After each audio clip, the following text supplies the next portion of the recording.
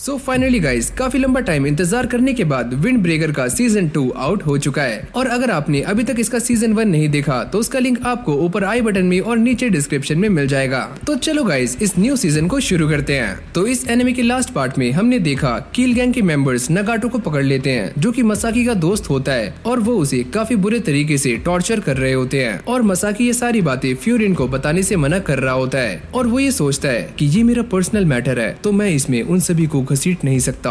लेकिन ये सारी बात तब सामने आ जाती है जब कील के मेंबर्स मसाकी के लिए एक लेटर भेजते हैं, और जैसी मसाकी उसे खोलकर देखता है तो उसके अंदर नगाटो की फोटो होती है, जिसको देखकर वो काफी शॉक्ड हो जाता है। और कील के मेंबर्स ने उसे लड़ने के लिए अकेले बुलाया होता है। और जैसे ही मसाकी ये सारा कुछ सुनने के बाद यहाँ से निकलता है तो साकुरा भी उसका पीछा करना शुरू कर देता है, और वो उससे सारी बातें निकलवा लेता है। और फिर देखते ही देखते यहाँ पर फ्यूरिन हाई के सारे स्टूडेंट्स आ जाते हैं, जो कि मसाकी का साथ देने के लिए तैयार हो जाते हैं। जिसके बाद ये सारे कील गैंग के अड्डे के लिए निकल जाते हैं, ताकि ये अपने दोस्त नगाटो को वहाँ से बचा सकें। और अब यहीं से हमारी आगे की कहानी शुरू होती है। और जब ये सारे आगे जा रहे होते हैं तो नीरे उन सभी को ये बताता है, अरे जहाँ तक मैं इस गैंग के बारे में जानता हूँ तो ये गैंग काफी छोटी सी है, और इसका सिंबल एक ड्रैगन का स्केलेटन है, और कोई भी इस गैंग के रियल मकसद के बारे में नहीं जानता।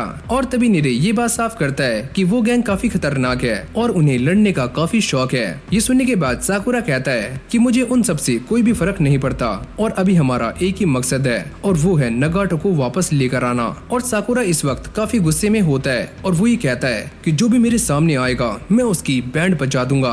और अब मसाकी उन सभी का शुक्रिया अदा कर रहा होता है, क्योंकि वो सारे उसका साथ दे रहे हैं। और वो ये बताता है कील गैंग काफी खतरनाक है, और वो सारे एक साथ मिलकर लड़ते हैं। भले ही उनके सामने कोई एक दुश्मन हो, लेकिन फिर भी वो सारे उसे मारने के लिए एक साथ इकट्ठे हो जाते हैं, और यहाँ तक कि वो लड़ने के लिए डंडों का भी इस्तेमाल करते हैं। और अभी ये सारे बातें करते हुए जा रहे होते हैं, और ये कहते हैं कि हमें इस बात का ध्यान रखना होगा। और अगली सीन में हम ये देखते हैं कि ये सारे कील के अड्डे पर पहुंच जाते हैं, और ये एक तरह का वेयर हाउस होता है जो कि बिल्कुल सुनसान पड़ा हुआ होता है। और साकुरा इसको देखकर ये सोच रहा होता है कि यहाँ पर तो ताला लगा हुआ है, तो हम सारे अंदर कैसे जाएंगे। और तभी अचानक नीरे का फोन बार बार बजना शुरू हो जाता है, जिस पर बार बार न जाने किसकी नोटिफिकेशंस आ रही होती हैं। और ये देखकर साकुरा उसके ऊपर गुस्सा हो जाता है, अबे ओए इसे बंद कर ले वरना मैं इसे तोड़ दूंगा। और तभी क्योतारो आगे चला जाता है, और वो इस दरवाजे को खोलने की कोशिश करता है, पर ये दरवाजा नहीं खुलता। जिसके बाद वो इसके ऊपर एक जोरदार लात मारता है, और इस दरवाजे को फटाक से खोल देता है। और जब ये सारे आगे जाते हैं तो वो ये नोटिस करते हैं कि कील के काफी सारे बंदे नगाटो के साथ बैठे हुए हैं, और वो उसे काफी गंदे तरीके से टॉर्चर कर रहे हैं, जिससे नगाटो बेहोश हो जाता है। और जैसे ही मसाकी ये सारा कुछ देखता है तो उसे भी गुस्सा आना शुरू हो जाता है कि तुम ये इसके साथ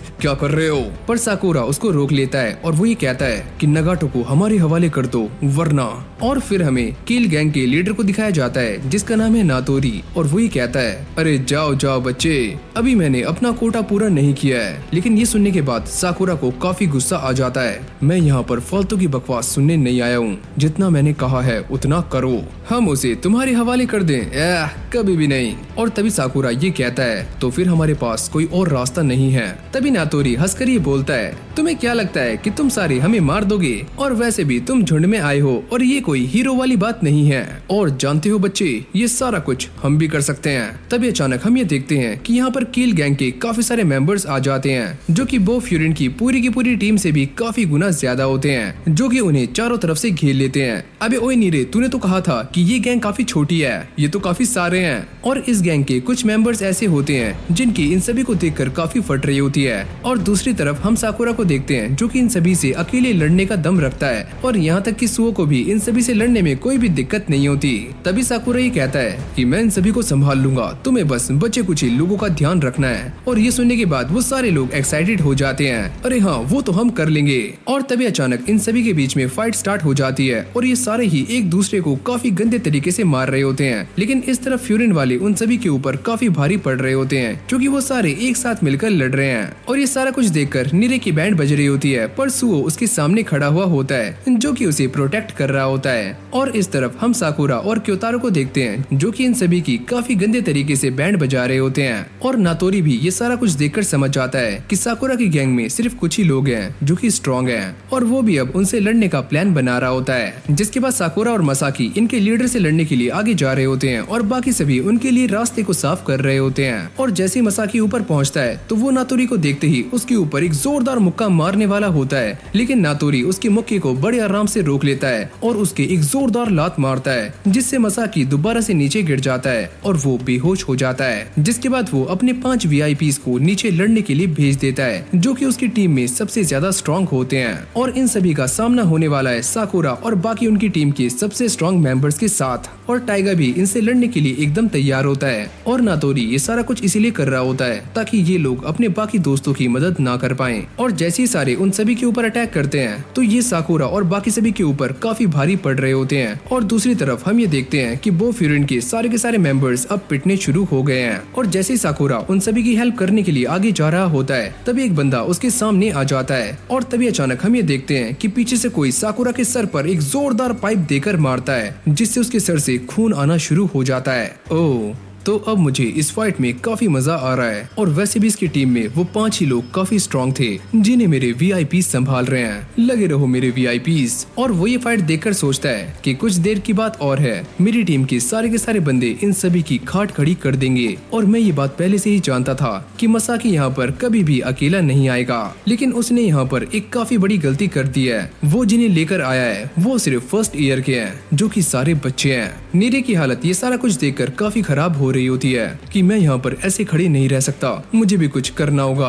और सुओ भी उसकी वजह से सही से फाइट नहीं कर पाता। और तभी नीरे आगे जाता है और वो एक बंदे के जोरदार स्पीयर मार देता है, लेकिन तभी अचानक उसके फेस पर एक घुटना आकर लगता है, जिससे नीरे की हालत खराब हो जाती है और उसकी सारी की सारी हेकड़ी निकल जाती है। साकुरा, मुझे माफ करना। और तभी किल गैंग का एक मेंबर उसका सर खोलने के लिए आगे आ रहा होता है, लेकिन तभी अचानक यहाँ पर एक जोरदार धमाका होता है और वो उड़कर काफी दूर जाकर गिरता है। और जैसे ये सारे पीछे पलटकर देखते हैं तो इन सभी की फट जाती है, क्योंकि यहाँ पर सेकंड ईयर के काजी ने एंट्री ले ली होती है। और उसके साथ 2 मेंबर्स और होते हैं, जिसमें इनोमोटो भी होता है। और अब सामने वालों की इस बात को लेकर काफी फट रही होती है, क्योंकि वो काजी को काफी अच्छे तरीके से जानते हैं, क्योंकि ये इंसान एक ऐसा इंसान है जो जब किसी को मारना शुरू करता है तो ये उसे तब तक मारता है जब तक ये उसकी हालत खराब ना कर दे। और तभी नातोरी उन सभी को देखकर कहता है कि तुम सारे यहाँ पर क्यों आ गए, तुम तो ये जानते भी नहीं हो कि ये फाइट स्टार्ट क्यों हुई है, तो तुम बीच में मत पड़ो। जिसके बाद वो ये कहता है कि हमारी बातचीत तो बस मसाकी के साथ थी, तुम्हारी टीम के बंदे यहाँ पर अपने आप ही आ गए, और वैसे भी वो अपने टाउन को प्रोटेक्ट करते हैं, तो उनका यहाँ पर कोई भी लेना देना नहीं है, तो चुपचाप यहाँ से चले जाओ। अबे सुन बे, मैं यहाँ पर तेरी बकवास सुनने नहीं आया हूँ। और वैसे तूने सही कहा कि फ्यूरिन के लोग अपने टाउन को प्रोटेक्ट करते हैं, और साथ में उन लोगों को भी जिनकी फीलिंग्स हमारे साथ जुड़ी हुई होती हैं, तो इससे हमारा पूरा लेना देना है। और ये सारा कुछ सुनने के बाद किल मेंबर्स की गिग्गी बन रही होती है, और तभी काजी उनसे कहता है कि तुम सभी ने फ्यूरिन के बंदों पर हाथ उठाया है, तो अब टाइम आ चुका है तुम सबकी बैंड बजाने का,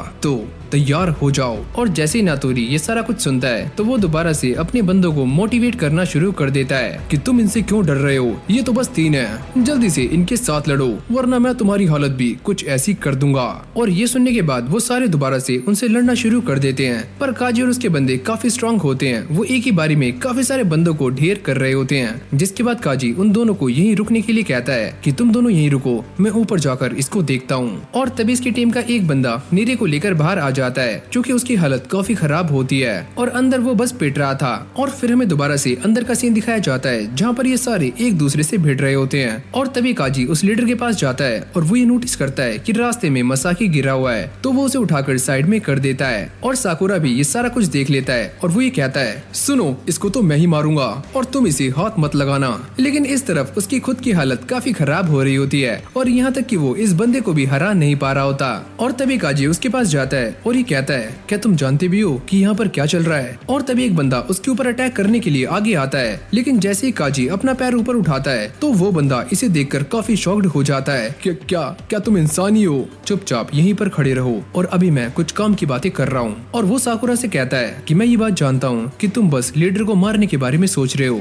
तो हाँ इसमें गलत क्या है। और तभी वो उसकी एक जोरदार मुक्का मारता है और ये कहता है कि तुम्हारे मन में सिर्फ लीडर को मारने का ही ख्याल है, अपनी टीम के बारे में सोचो, उनकी हालत देखो कितनी गंदी हो चुकी है, ये सारे उन्हें बुरी तरह से मार रहे हैं। और हाँ सुनो, अपनी टीम को बचाना तुम्हारी फर्स्ट प्रायोरिटी होनी चाहिए, वरना तुम किस काम के लीडर हो। और ये सुनने के बाद साकुरा को अपनी गलती रियलाइज हो जाती है और वो ये कहता है कि हाँ मैंने अपनी गलती मान ली, लेकिन मैं उस लीडर को अब भी नहीं छोड़ूंगा। तुम उसकी चिंता मत करो, मैं तुम्हारी तरफ से भी उसे काफी ज्यादा मारने वाला हूँ। इसकी भैंस की टैंट मेरी तरफ से 10 मुक्के ज्यादा मारना। और जब काजी ऊपर जा रहा होता है तो ये बंदा कहता है कि फाइनली वो चला गया। वो इंसान काफी खतरनाक था और सच में वो मेरी चटनी बना सकता था। और तभी साकुरा अपने एक जोरदार मुक्का मारता है और वो ये कहता है कि ये सारी मेरी ही गलती है, मैं अब तक गलत चीजों पे ध्यान दे रहा था। अबे ओए, अब तुम्हें क्या हुआ? मुझे ऐसा लगता है कि तुम्हारी भी सनक गई है। अबे ओए गंदी नाली के कीड़े, चुप हो जा, तुझे मेरे साथ लड़ना ही है ना, तो चला लड़ते हैं। और इस बार मेरे पास तेरे साथ खेलने का टाइम नहीं है। और इस तरफ काजी नाटोरी से लड़ने के लिए ऊपर आ जाता है और नाटोरी उसे देखकर काफी खुश होता है। हम दोनों में काफी जमने वाली है, क्योंकि अभी अभी तुमने नीचे साकुरा को मुक्का मारा है और मुझे ऐसा लगता है कि हम दोनों एक जैसे हैं। क्योंकि नाटोरी को ऐसा लगता है कि वो भी उसी के जैसा है और वो ये मानता है कि अगर किसी को अपनी बात मनवानी हो तो उसके दिल में डर पैदा कर दो, और ये दोनों ही ऐसा करते हैं। और यही वो रीजन है कि नाटोरी के सारे बंदे उससे काफी ज्यादा डरते हैं और उसके खिलाफ जाने की बिल्कुल भी हिम्मत नहीं करते। पर नाटोरी को इस बात पर काफी गुस्सा आता है कि बो फ्यूरिन भी यही करता है, लेकिन वो सभी के सामने ये शो करता है कि वो अच्छे लोग हैं और टाउन को प्रोटेक्ट करते हैं। और यही बात मुझे बिल्कुल भी पसंद नहीं आती। और अभी दोनों इसी फाइट को लेकर बातें कर रहे होते हैं। तभी नाटोरी ये कहता है कि तुम भी हमारी तरह ही फाइट करते रहते हो, तो मेरी बात मानो, बो फ्यूरिन को छोड़ दो और हमारी गैंग को ज्वाइन कर लो। मैं तुम्हारी बातों को काफी लंबे टाइम से सुनता हुआ आ रहा हूँ, तो बस अब चुप हो जाओ। और तुम्हें लड़ाई करने में काफी मजा आता है ना, तो चलो आज देख लेते हैं कि कौन कितने पानी में है। और इस तरफ हम ये देखते हैं कि साकुरा कोंगो से फाइट कर रहा होता है, पर कोंगो की साकुरा को देखकर अब फटनी शुरू हो जाती है और वो अपने साथियों से कहता है कि चलो एक साथ मिलकर इसके ऊपर अटैक करते हैं। जिसके बाद कुछ लोग भागकर साकुरा की तरफ जाते हैं, पर साकुरा बड़ी आराम से उन सभी को पेल देता है। जिसके बाद वो धीरे धीरे बड़े डैशिंग स्टाइल में कोंगो की तरफ बढ़ रहा होता है और वो उसके एक जोरदार मुक्का मारता है और एक ही मुक्के में उसे बेहोश कर देता है। और इस तरफ टाइगा किरीशिमा से बचने की कोशिश कर रहा था, क्योंकि ये बंदा काफी स्ट्रॉन्ग है और उसे इस बात का काफी दुख होता है कि उसके सीनियर्स को उसे बचाने के लिए यहाँ पर आना पड़ा। और फिर हम क्योतारो को देखते हैं जो कि मोगामी के साथ फाइट कर रहा होता है और ये दोनों भी फाइट में काफी ज्यादा अच्छे होते हैं। और जैसे मोगामी उसके ऊपर अटैक करने के लिए आगे जाता है तो क्योतारो उसके इस अटैक से तो बच जाता है, पर मोगामी काफी फास्ट होता है। क्योतारो उसे पकड़ने की काफी कोशिशें कर रहा होता है, लेकिन ये क्योतारो के हाथ में नहीं आता। और तभी ये क्योतारो के एक जोरदार किक मारता है, पर क्योतारो इसके पैरों को पकड़ लेता है और इसे जमीन में देकर मारता है, जिससे मोगामी की हालत काफी गंदी हो जाती है। वैसे मुझे इतने उछल कूद करने वाले लोग बिल्कुल भी पसंद नहीं है। और तभी हम ये देखते हैं कि मोगामी की एक टांग टूट चुकी होती है और तभी ये उसके एक और पंच मारकर उसे सुला देता है। और इस तरफ टाइगा भी उसे काफी कड़ी टक्कर दे रहा होता है और तभी टाइगा उसके एक जोरदार पंच मारता है और बाद में वो उसकी एक जोरदार किक मारकर उसका काम 25 कर देता है। और अगली सीन में हम ये देखते हैं कि कागा की फाइट किरियो के साथ हो रही होती है, जो कि बार बार उसे लेडीज कहकर चिढ़ा रहा होता है। और वो ये कहता है कि अगर मैं तुम्हारी तरह कमजोर पैदा हुआ होता तो मैं काफी पहले ही मर चुका होता। और अभी उससे लड़ते हुए उसे बार बार भड़काने की कोशिश कर रहा होता है, जिसके बाद वो उसकी एक जोरदार मुक्का मारता है जो कि किरियो के हाथ पर लग जाता है। और वो ये कहता है, क्या हुआ, कहीं तुम्हारा हाथ टूट तो नहीं गया? तुम तो काफी नाजुक लगती हो, एक राजकुमारी की तरह। वैसे मुझे कुछ भी नहीं हुआ और तुम इतने रूड हो, मुझे ऐसा लगता है कि कोई भी लड़की तुम्हें भाव नहीं देती होगी, और अगर मैं भी एक लड़की होता तो मैं भी पक्का तुम्हें भाव नहीं देता। और ये सुनने के बाद कागा उसके ऊपर दोबारा से अटैक्स करना शुरू कर देता है। वैसे तुम भी तो काफी कमजोर हो, क्योंकि तुम भी अपने लीडर की ऑर्डर को मानते हो। और कागा लड़ते हुए ये बताता है, ऐसा बिल्कुल भी नहीं है, मैं तो बस उनकी हेल्प कर रहा हूँ उन्हें जिताने में। और अब किरियो उसे बार बार उकसाने की कोशिश कर रहा होता है, जिससे कागा को और भी ज्यादा गुस्सा आ जाता है। लेकिन तभी अचानक हम ये देखते हैं कि किरियो उसके कंधे पर हाथ रख देता है, जिससे कागा अचानक से नीचे गिर जाता है और उसे चक्कर आनी शुरू हो जाते हैं। तो निकल गई तुम्हारी सारी हेकड़ी। और वैसे मैं गिरे हुए लोगों पर हाथ नहीं उठाता, और अगर तुम दोबारा खड़े हुए तो मैं सोचूंगा। और वो उसे एक लास्ट पंच मारने वाला होता है, लेकिन तभी हमें इनोमोटो को दिखाया जाता है और साथ में उसके एक साथी को, जो कि कील के काफी सारे बंदों को निपटा रहे होते हैं। और इन दोनों के आने से ही साकुरा की टीम काफी ज्यादा जीत के करीब होती है। और अब साकुरा भी ये सारा कुछ देखकर काफी सैड हो जाता है और वो ये सोचता है कि मैंने अपना सारा ध्यान लीडर पर लगाया, जबकि मुझे अपनी टीम के बारे में सोचना चाहिए था। इन सभी ने मेरा काफी साथ दिया है। जिसके बाद ये सारे मिलकर दोबारा से किल के मेंबर्स को पेलना शुरू कर देते हैं। लेकिन तभी अचानक साकुरा के पास एक बंदा आकर गिरता है और ये वही बंदा है जिसकी धुलाई सुओ कर रहा है। और तभी अचानक से सुओ उसके सामने आ जाता है और आते ही उसे एक जोरदार किक मारता है और एक ही किक में उसे बेहोश कर देता है। लेकिन वो इतने में भी नहीं रुकता और दोबारा से इस बंदे को उठाकर इसके ऊपर एक मुक्का मारने वाला होता है। लेकिन साकुरा उसको रोक लेता है। तुम इसे कितना मारना चाहते हो? ये ऑलरेडी बेहोश हो चुका है। क्या तुम्हें इस फाइट में गुस्सा नहीं आ रहा है? तुम इतने शांत कैसे हो? हाँ, मुझे भी गुस्सा आ रहा है, लेकिन गुस्सा करने से सारा कुछ सही नहीं हो जाएगा। अभी बस जो हमारे हाथ में है हमें वो करना है। और ये सुनते ही उसका मूड अचानक से चेंज हो जाता है। जिसके बाद वो बाकी बंदों को पेलने के लिए निकल जाता है। और इस तरफ हम ये देखते हैं कि काजी और नाटोरी के बीच में एक काफी खतरनाक फाइट चल रही होती है और नाटोरी उसे हराने के लिए एक बेसबॉल बैट का इस्तेमाल कर रहा होता है, जिससे काजी को भी काफी दिक्कतें आ रही होती हैं। और जैसे ही काजी रुकता है तो उसके चेहरे पर काफी गुस्सा आ रहा होता है, जिसको देखकर नाटोरी कहता है, अरे वाह, तुम्हारा चेहरा तो काफी अजीब लग रहा है और इतना गुस्सा ये हमारे ग्रुप के लिए काफी ज्यादा अच्छा है। तो सुनो, तुम हमारा ग्रुप ज्वाइन कर लो, हम काफी मजे करेंगे। और काजी भी ये सारी बातें काफी गौर से सुन रहा होता है और वो ही कहता है कि मैं तुम्हें अभी भी मौका दे रहा हूँ कि हमें ज्वाइन कर लो, और वैसे भी तुम दिखने में एक इंसान तो नहीं लगते। और फिर हमें काजी का एक फ्लैशबैक दिखाया जाता है जब वो एक छोटा सा बच्चा था और जब भी लोग उसे परेशान किया करते थे तो वो उन्हें जानवरों की तरह मारना शुरू कर देता था। और जैसे ही उसे होश आया करता था तो वो ये देखता था कि सारे लोग उसके सामने पड़े हुए हैं, यानी कि उसने सभी को धूल चटा दी है। लेकिन बाद में इन सभी लोगों ने उसका गुस्सा कंट्रोल करने में उसकी हेल्प की और उसे एक जानवर से इंसान बनाया।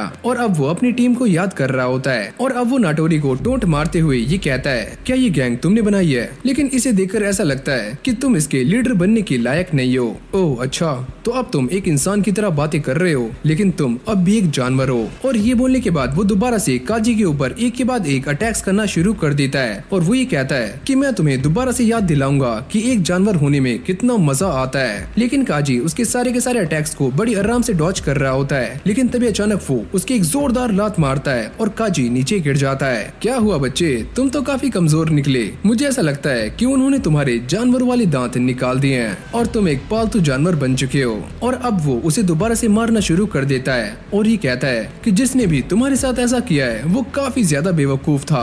और जब नाटोरी उसे मारते मारते उकसा रहा होता है तभी काजी दोबारा से पलटवार करना शुरू कर देता है और उसे काफी गुस्सा आना शुरू हो जाता है। नाटोरी कहता है, अरे वाह, यही तो मुझे चाहिए था, तुम्हारे अंदर का असली जानवर। और तभी काजी उसके ऊपर एक के बाद एक अटैक्स करना शुरू कर देता है और उसके ऊपर मुक्के ही मुक्के बरसा रहा होता है। जिसके बाद वो एक आखिरी पंच मारकर इस बंदे की सिट्टी पिट्टी गुल कर देता है। अरे यार, ये क्या हुआ? ये तो कुछ ही मुक्कों में निपट गया। लेकिन साकुरा ने मुझसे कहा था कि उसकी तरफ से भी इसे 10 मुक्के मारने हैं, लेकिन इसका तो पहले ही काम 25 हो चुका है। और अगले सीन में हम ये देखते हैं कि इनोमोटो अपने साथी के साथ ऊपर आ जाता है, जिसके बाद वो काजी का हाथ ऊपर कर देता है, जिससे एक बात तो साफ हो जाती है कि ये सारे इस फाइट को जीत चुके हैं। और ये देखकर वो सारे काफी खुश हो जाते हैं। तभी काजी उन सभी से कहता है कि चलो बस यहाँ से चलते हैं। जिसके बाद वो मसाकी को भी जगा देते हैं और उसे ये बताते हैं कि फाइनली हम जीत चुके हैं, तो बेटा होश में आ जाओ। और जब नगाटो उन सभी के सामने आता है तो वो ये कहता है कि तुम्हारा इस सब से कोई भी लेना देना नहीं था,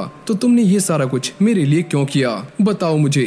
और साकुरा उससे कहता है, अरे नहीं नहीं यार, हमने ये सारा कुछ तुम्हारे लिए नहीं किया, हमें तो बस इस लीडर के ऊपर गुस्सा आ गया था और हमने बस वही उतारा है। और अब साकुरा नगाटो से ये पता करने की कोशिश करता है कि उसे इन दोनों की हेल्प क्यों नहीं चाहिए। और यहाँ पर वो मसाकी और उस लड़की की बात कर रहा होता है, लेकिन ये बंदा इन सभी से नजरें नहीं मिला पाता। और तभी साकुरा इस बात को याद करता है जब वो भी किसी से नजरें नहीं मिला पाता था और बाद में टाचिबाना और बाकी सभी ने उसे ऐसा करना सिखा दिया। और तभी नगाटो ये कहता है कि एक बार मैंने मसाकी को काफी ज्यादा मारा था, तो मेरा कोई भी हक नहीं बनता कि ये सारे मेरी हेल्प करें। और तभी काजी उससे कहता है कि ये कोई जरूरी बात नहीं है कि तुम अपने बारे में जैसा सोचते हो वैसा ही बाकी लोग भी तुम्हें देखते हो।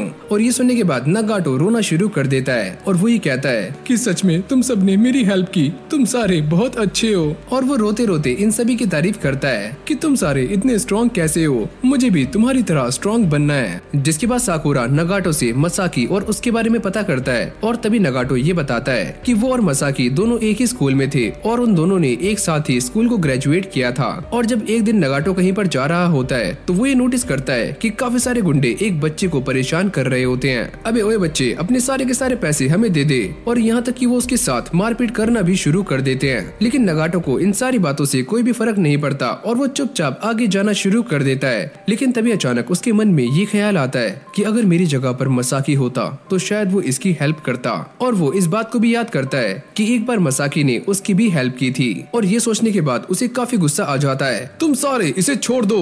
लेकिन यहाँ पर उसके साथ उल्टा ही होता है, जिसके बाद ये सारे गुंडे उसको भी पकड़ लेते हैं और काफी गंदे तरीके से मारते हैं और यहाँ तक कि उसके सारे पैसे भी छीन लेते हैं। लेकिन तभी अचानक यहाँ पर कील गैंग का एक बंदा आ जाता है, जो कि आते ही इन सभी को धोना शुरू कर देता है। और ये बंदा कोई और नहीं बल्कि नाटोरी होता है, जो कि इन सारे बंदों को बड़ी आराम से हरा देता है। जिसके बाद ये छोटा सा बच्चा नगाटो को थैंक्स बोलकर यहाँ से निकल जाता है। जिसके बाद नगाटो नाटोरी को देखकर ये सोचता है कि ये बंदा काफी कमाल का है, काश मैं भी इसकी तरह ही इतना पावरफुल होता।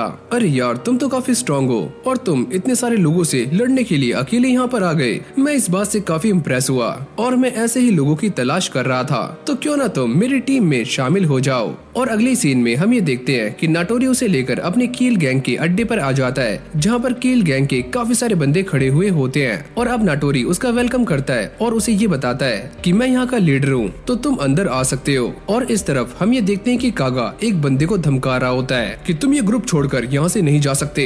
और जब नगाटो ये देखता है तो वो नाटोरी से ये कहता है कि ये तो काफी गलत है और ये बंदा ऐसे कैसे कर सकता है, तुम्हें इसे रोकना चाहिए। लेकिन तभी नाटोरी उसके मुंह पर एक जोरदार मुक्का मारता है, जिससे नगाटो नीचे गिर जाता है। और वो ये कहता है कि तुम जैसे लोग दिल के काफी अच्छे होते हो, लेकिन तुम्हें संभालना उतना ही आसान है। और तुम जैसे कमजोर लोग अगर एक बार यहाँ पर आ गए तो यहाँ से बाहर निकलना तुम्हारे लिए नामुमकिन है। और ये सुनने के बाद नगाटो की फट रही होती है और तभी अचानक से वो यहाँ का दरवाजा बंद कर देते हैं और अंदर से ये आवाज आती है कि कील गैंग में तुम्हारा स्वागत है। और अब ये सारे उसे टॉर्चर करना शुरू कर देते हैं और उससे बार बार पैसों की डिमांड कर रहे होते हैं, जैसे कि उसे 3 दिन के अंदर 50,000 लाकर कील गैंग को देने हैं। और फिर देखते ही देखते इन सभी ने पैसों की रकम को बढ़ाना शुरू कर दिया। और जब नगाटो टाइम पर पैसे नहीं ला पाता था तो इन सभी ने उसे बुरी तरह से मारना शुरू कर दिया कि तुम हमारे किसी भी काम के नहीं हो। और ये उसे इतना ज्यादा टॉर्चर करते थे कि उसे हर 1000 येन के बदले में एक मुक्का खाना पड़ता था, यानी कि 50,000 येन के पीछे 50 मुक्के। और ये सारा कुछ उसके साथ बार बार हो रहा था, जिससे उसकी हालत काफी खराब हो जाती है। और यही वो रीजन था जिसकी वजह से उसने उस दिन उस लेडी का पर्स चुराया था। और जैसे ही मसाकी ये सारा कुछ सुनता है तो वो नगाटो से माफी मांगता है कि प्लीज तुम मुझे माफ कर दो, मैं ये सारा कुछ नहीं जानता था। और वो इस बात पर रिग्रेट फील कर रहा होता है कि अगर वो ताकतवर होता तो उस दिन नगाटो को बचा लेता। लेकिन तभी नगाटो ये कहता है अगर तुम उस दिन भी उन सभी को मार देते तो तब भी मैं तुम्हारे साथ नहीं चलता, क्योंकि मैं एक घटिया इंसान हूँ और मेरे जैसे इंसान का तुम्हारे साथ कोई भी काम नहीं है। और तभी ये बात सामने आती है कि नगाटो हमेशा से ही मसाकी की तरह स्ट्रॉन्ग बनना चाहता था और इसीलिए उसने कील को ज्वाइन किया। लेकिन वहाँ ज्वाइन करने के बाद उसकी हालत काफी खराब हो गई और ये सुनते ही मसाकी उसे गले से लगा लेता है। और फिर हमें एक फ्लैशबैक दिखाया जाता है जहाँ पर नगाटो खेलते खेलते नीचे गिर जाता है और उसके पैर में चोट लग जाती है। और तभी मसाकी और सूचिया उससे ये पूछते हैं क्या तुम ठीक हो? और वो ये कहता है अरे हाँ मैं एकदम ठीक हूँ, लेकिन मुझे इस बात की खुशी है कि तुम दोनों को चोट नहीं लगी। और तभी मसाकी उससे ये कहता है कि तुम भी सच में काफी स्ट्रॉन्ग हो। जिसके बाद ये दोनों एक दूसरे को गले से लगा लेते हैं। और फिर अगली सीन में हम नीरे को देखते हैं जिसको होश आ चुका है और टाइगा उसे अपनी पीठ पर लेकर जा रहा होता है। और ये सारे उसे बताते हैं कि फाइनली हम फाइट जीत चुके हैं और वापस से अपने टाउन जा रहे हैं। और जब नीरे ये देखता है कि सारे लोग सही सलामत हैं तो वो उन्हें देखकर काफी खुश होता है। लेकिन टाइगा उससे कहता है अबे ओए अपने आप को तो देख ले, तेरी हालत काफी खराब है। अरे नहीं नहीं तुम मुझे नीचे उतार दो, मैं अपने आप ही चल सकता हूँ। अबे ओए बैठा रहे, इसी बहाने मेरी ट्रेनिंग भी हो रही है। और तभी सुओ नीरे के सर पर रख देता है और उससे ये पूछता है क्या तुम पागल हो, तुम लड़ाई में क्यों कूदे? और फिर हमें दिखाया जाता है कि नीरे ने इन सभी की वीडियो बना ली थी ताकि बॉब फ्यूरिन के बाकी मेंबर्स भी यहाँ पर पहुँच पाए। और ये उसने काफी चालाकी से किया था। और जब ये सारे पीछे पलट कर देखते हैं तो साकुरा सबसे पीछे चल रहा होता है और उसे अब भी इसी बात पर गुस्सा होता है। मेरे सारे के सारे दोस्त मेरा साथ दे रहे थे, लेकिन फिर भी मैंने लीडर के ऊपर अपना फोकस रखा, ये मेरी काफी बड़ी गलती है। लेकिन तभी नीरे उससे ये कहता है अरे यार तुम तो काफी कमाल की कैप्टन हो और तुमने हम सभी को बचा लिया। अगर तुम नहीं होते तो शायद हमारी हालत और भी खराब होती। तुम्हें क्या लगता है कि मैं कमाल का हूँ? मैंने ये सोचा था कि मैं अकेला ही उन सभी को हरा दूंगा, लेकिन उनके एक ही वीआईपी ने मुझे रोक कर रखा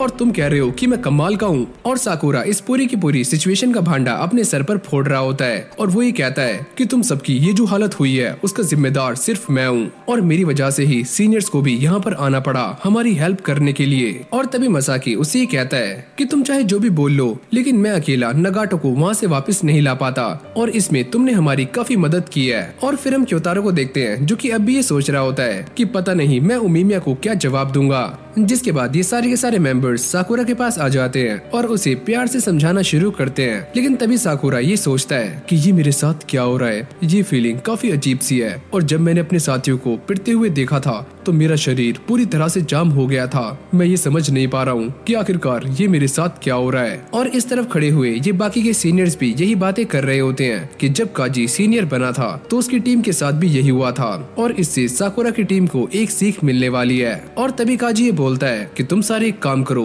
किल गैंग के बारे में ज्यादा से ज्यादा इन्फॉर्मेशन कलेक्ट करो, क्योंकि मुझे ऐसा नहीं लगता कि नाटोरी ने इतने सारे मेंबर्स को अपनी गैंग में ऐसे ही ज्वाइन कर लिया होगा। इसके पीछे कोई न कोई गड़बड़ है। जिसके बाद इनोमोटो इन सभी को लेकर उमिमिया के पास आ जाता है ताकि वो इन सारी बातों की रिपोर्ट उसको दे सके। लेकिन तभी हम उमिमिया को देखते हैं जो कि रेस्टोरेंट के अंदर बैठा हुआ मस्ती मजाक कर रहा होता है और ये सारे भी अंदर आकर बैठ जाते हैं और मसाकी उमिमिया को सारी बातें बता देता है। और इन सभी की इस बात से फट रही होती है कि शायद उमिमिया उन्हें डांटेगा और उनके ऊपर गुस्सा करेगा। लेकिन वो ये कहता है, अरे यार तुमने तो काफी कमाल कर दिया, तो चलो अब खाना खाओ। क्या तुम सच में मुझे माफ कर रहे हो, जबकि मैंने फ्यूरिन को अपने पर्सनल मामले में घसीटा और मेरी वजह से ही ये सारे लोग काफी घायल हो गए। अरे यार तुम इसकी चिंता मत करो, नगाटो तुम्हारा दोस्त है ना, तो वो फ्यूरिन को उसकी हेल्प करने के लिए आना ही था।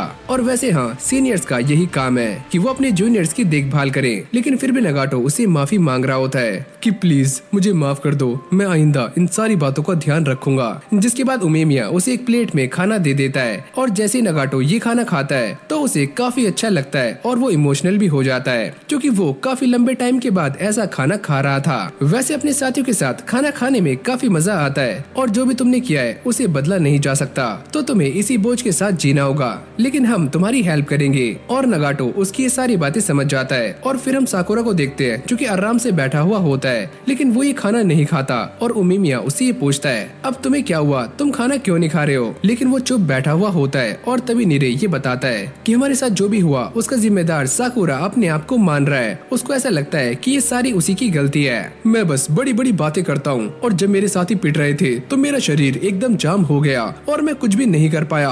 ओह, तो इसका मतलब ये है कि तुम अपने साथियों को पसंद करते हो। और ये सुनते ही साकुरा का फेस लाल हो जाता है और यहाँ तक कि उसका पैर भी टेबल पर लग जाता है। और जब ये सारे खाना खाकर वापस जा रहे होते हैं तभी उमिमिया हिरागी से पूछता है कि तुम्हें साकुरा के बारे में क्या लगता है। वही जो तुम्हें लगता है, इस बंदे को अपनी टीम के बारे में काफी चिंता है और ये आगे जाकर काफी स्ट्रॉन्ग भी बनने वाला है। अरे सुनो तुम दोनों, मैंने खाने का एक और आइटम बना लिया है, जल्दी से अंदर आ जाओ। और ये सुनते ही उमिमिया काफी खुश हो जाता है। और अगले सीन में हम ये देखते हैं कि ये दोनों एक पार्क के अंदर खड़े हुए सूचे का वेट कर रहे होते हैं। लेकिन जैसे वो यहाँ पर आती है तो वो आते ही नगाटो को मारना शुरू कर देती है। तुम एक नंबर के पागल हो, तुम उनके साथ क्यों गए, हमें तुम्हारी काफी चिंता हो रही थी। और वो ये बात करती हुई रो रही होती है, जिससे एक बात तो साफ हो जाती है कि उसे इन दोनों की काफी चिंता है। और फिर ये तीनों एक साथ आ जाते हैं और एक दूसरे को देखकर काफी खुश होते हैं। लेकिन यहीं पास से साकुरा भी जा रहा होता है और सूचिया उसको देख लेती है और वो ये कहती है कि तुमने मेरी हेल्प की लेकिन मैंने तुम्हारा नाम नहीं पूछा।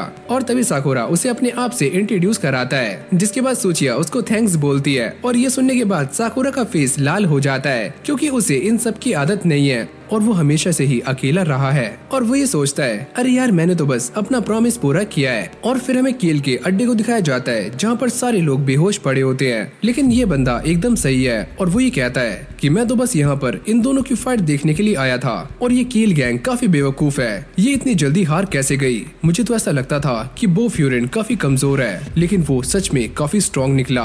जिसके बाद ये बंदा इन सभी को देखकर ये सोचता है कि इन सभी की हालत ऐसी ही होनी थी, क्योंकि इनका लीडर काफी खड़ूस था और वो सभी के ऊपर अपनी दादागिरी चलाया करता था। और सच कहूँ तो वैसे भी मैं उसे जॉन से मारना चाहता था, लेकिन फ्यूरिन वालों ने मेरा ये काम आसान कर दिया। और तभी अचानक से ये अपनी जैकेट उतार देता है और हम ये नोटिस करते हैं कि इस बंदे के हाथ पर एक टैटू बना हुआ होता है जिसके ऊपर लिखा होता है फ्रैंक। और अब ये बंदा कौन है ये तो हमें आगे ही पता लगने वाला है। लेकिन एक बात तो साफ है कि इन सभी के हारते ही कील आर्क यहीं पर एंड हो चुका है। और फिर हम दोबारा से स्कूल का सीन देखते हैं जहाँ पर ये सारे के सारे बंदे मस्ती कर रहे होते हैं, यानी कि फिर से स्कूल में रौनक लौट आई है। और तभी मसाकी नीरे से ये पूछता है कि वैसे साकुरा कहाँ पर है, वो काफी टाइम से दिखाई नहीं दे रहा है। और नीरे ये बताता है, अरे यार मैं उसके बारे में नहीं जानता और यहाँ तक कि वो मेरे मैसेजेस भी नहीं देख रहा है। और अब ये सारे इसी बारे में बातें कर रहे होते हैं कि साकुरा आज स्कूल क्यों नहीं आया। और इन सभी को ऐसा लगता है कि कल की फाइट से उसका मूड थोड़ा सा ऑफ है, शायद इसीलिए उसने आज छुट्टी ली हुई है। और जैसे नीरे उसे कॉल लगाता है तो साकुरा उससे ढंग से बात नहीं करता और यहाँ तक कि इसका कॉल भी काट देता है। मुझे ऐसा लगता है कि उसने मेरा फोन इसीलिए काट दिया क्योंकि शायद से वो बीमार है और उसकी आवाज से भी मुझे ऐसा ही लग रहा था।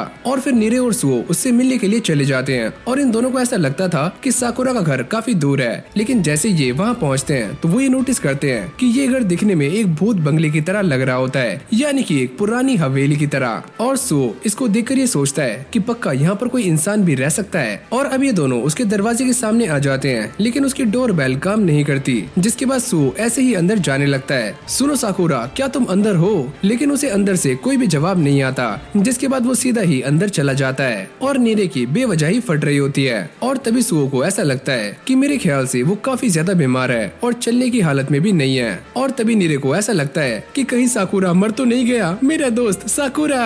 और तभी अचानक साकुरा यहाँ पर आ जाता है और वो ये कहता है, अबे कौन भौंक रहा है भूतनी के? जिसके बाद वो ये बताता है कि वो वॉशरूम गया हुआ था, लेकिन तभी अचानक उसे चक्कर आने शुरू हो जाते हैं और सुओ उसे बेड तक लेकर जाता है और उससे पूछता है, क्या तुम ठीक हो और क्या तुम सच में ऐसी जगह पर अकेले रहते हो? लेकिन साकुरा उसकी बातों का कोई भी जवाब नहीं देता, जिसके बाद ये दोनों वो सारा सामान नीचे रख देते हैं जो कि ये साकुरा के लिए लेकर आते हैं। और नीरे भी इस घर को देखकर काफी चौंक रहा होता है और वो ये सोचता है कि साकुरा ऐसी जगह पर अकेला कैसे रह सकता है, ये जगह तो एकदम खंडर है। जिसके बाद नीरे वो सारा सामान नीचे रख देता है और साकुरा को ये बताता है कि पूरी क्लास को तुम्हारी चिंता हो रही थी, इसलिए उन्होंने तुम्हारे लिए ये खाने का सामान भेजा है। और हाँ, तुम यहाँ पर अकेले रहते हो, तो अगर तुम्हें किसी भी बात की दिक्कत हो तो तुम हमसे बता सकते हो। मैं ठीक हूँ, मुझे बस थोड़ा सा आराम चाहिए और मैं सोने के बाद बिल्कुल सही हो जाऊंगा।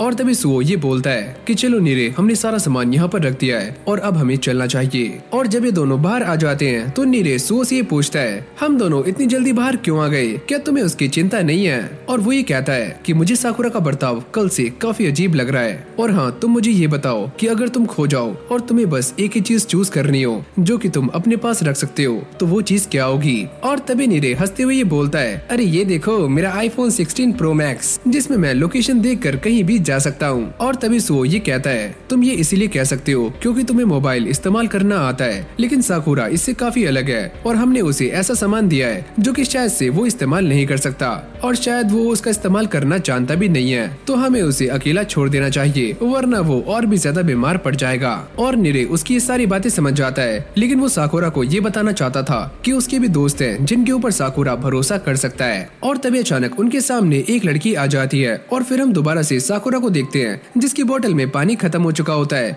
और जैसे ही वो इन सारे बैग्स को देखता है तो इनके अंदर काफी सारा सामान होता है, जिनको देखकर वो बहुत ही ज्यादा इमोशनल हो जाता है। और तभी उसे कुछ आवाजें आती हैं और वो काफी शॉक्ड हो जाता है और ये कोई और नहीं बल्कि टाचिबाना होती है, जो कि उसके लिए गर्मा गर्म खाना बनाकर लाती है और साथ में कुछ मेडिसिन भी। वैसे तुम्हारा ये कमरा काफी अजीब है और तुमने इसकी हालत बड़ी बेकार करी हुई है, तुम्हारी विंडोज के ऊपर कर्टन्स भी नहीं है और तुमने कल फाइट की थी ना, मेरे ख्याल से तुम्हारी तबीयत भी सही नहीं है। अरे नहीं नहीं, ऐसा कुछ भी नहीं है। क्या तुम्हें ये बात खाई जा रही है कि तुम अपने दोस्तों को पसंद करते हो? अरे नहीं नहीं, ऐसा कुछ भी नहीं है, तुम ऐसा कैसे बोल सकती हो? और साकुरा ये सारी बातें सुनकर काफी शॉक्ड होता है और वो ये पूछता है कि तुम्हें ये सारा कुछ किसने बताया?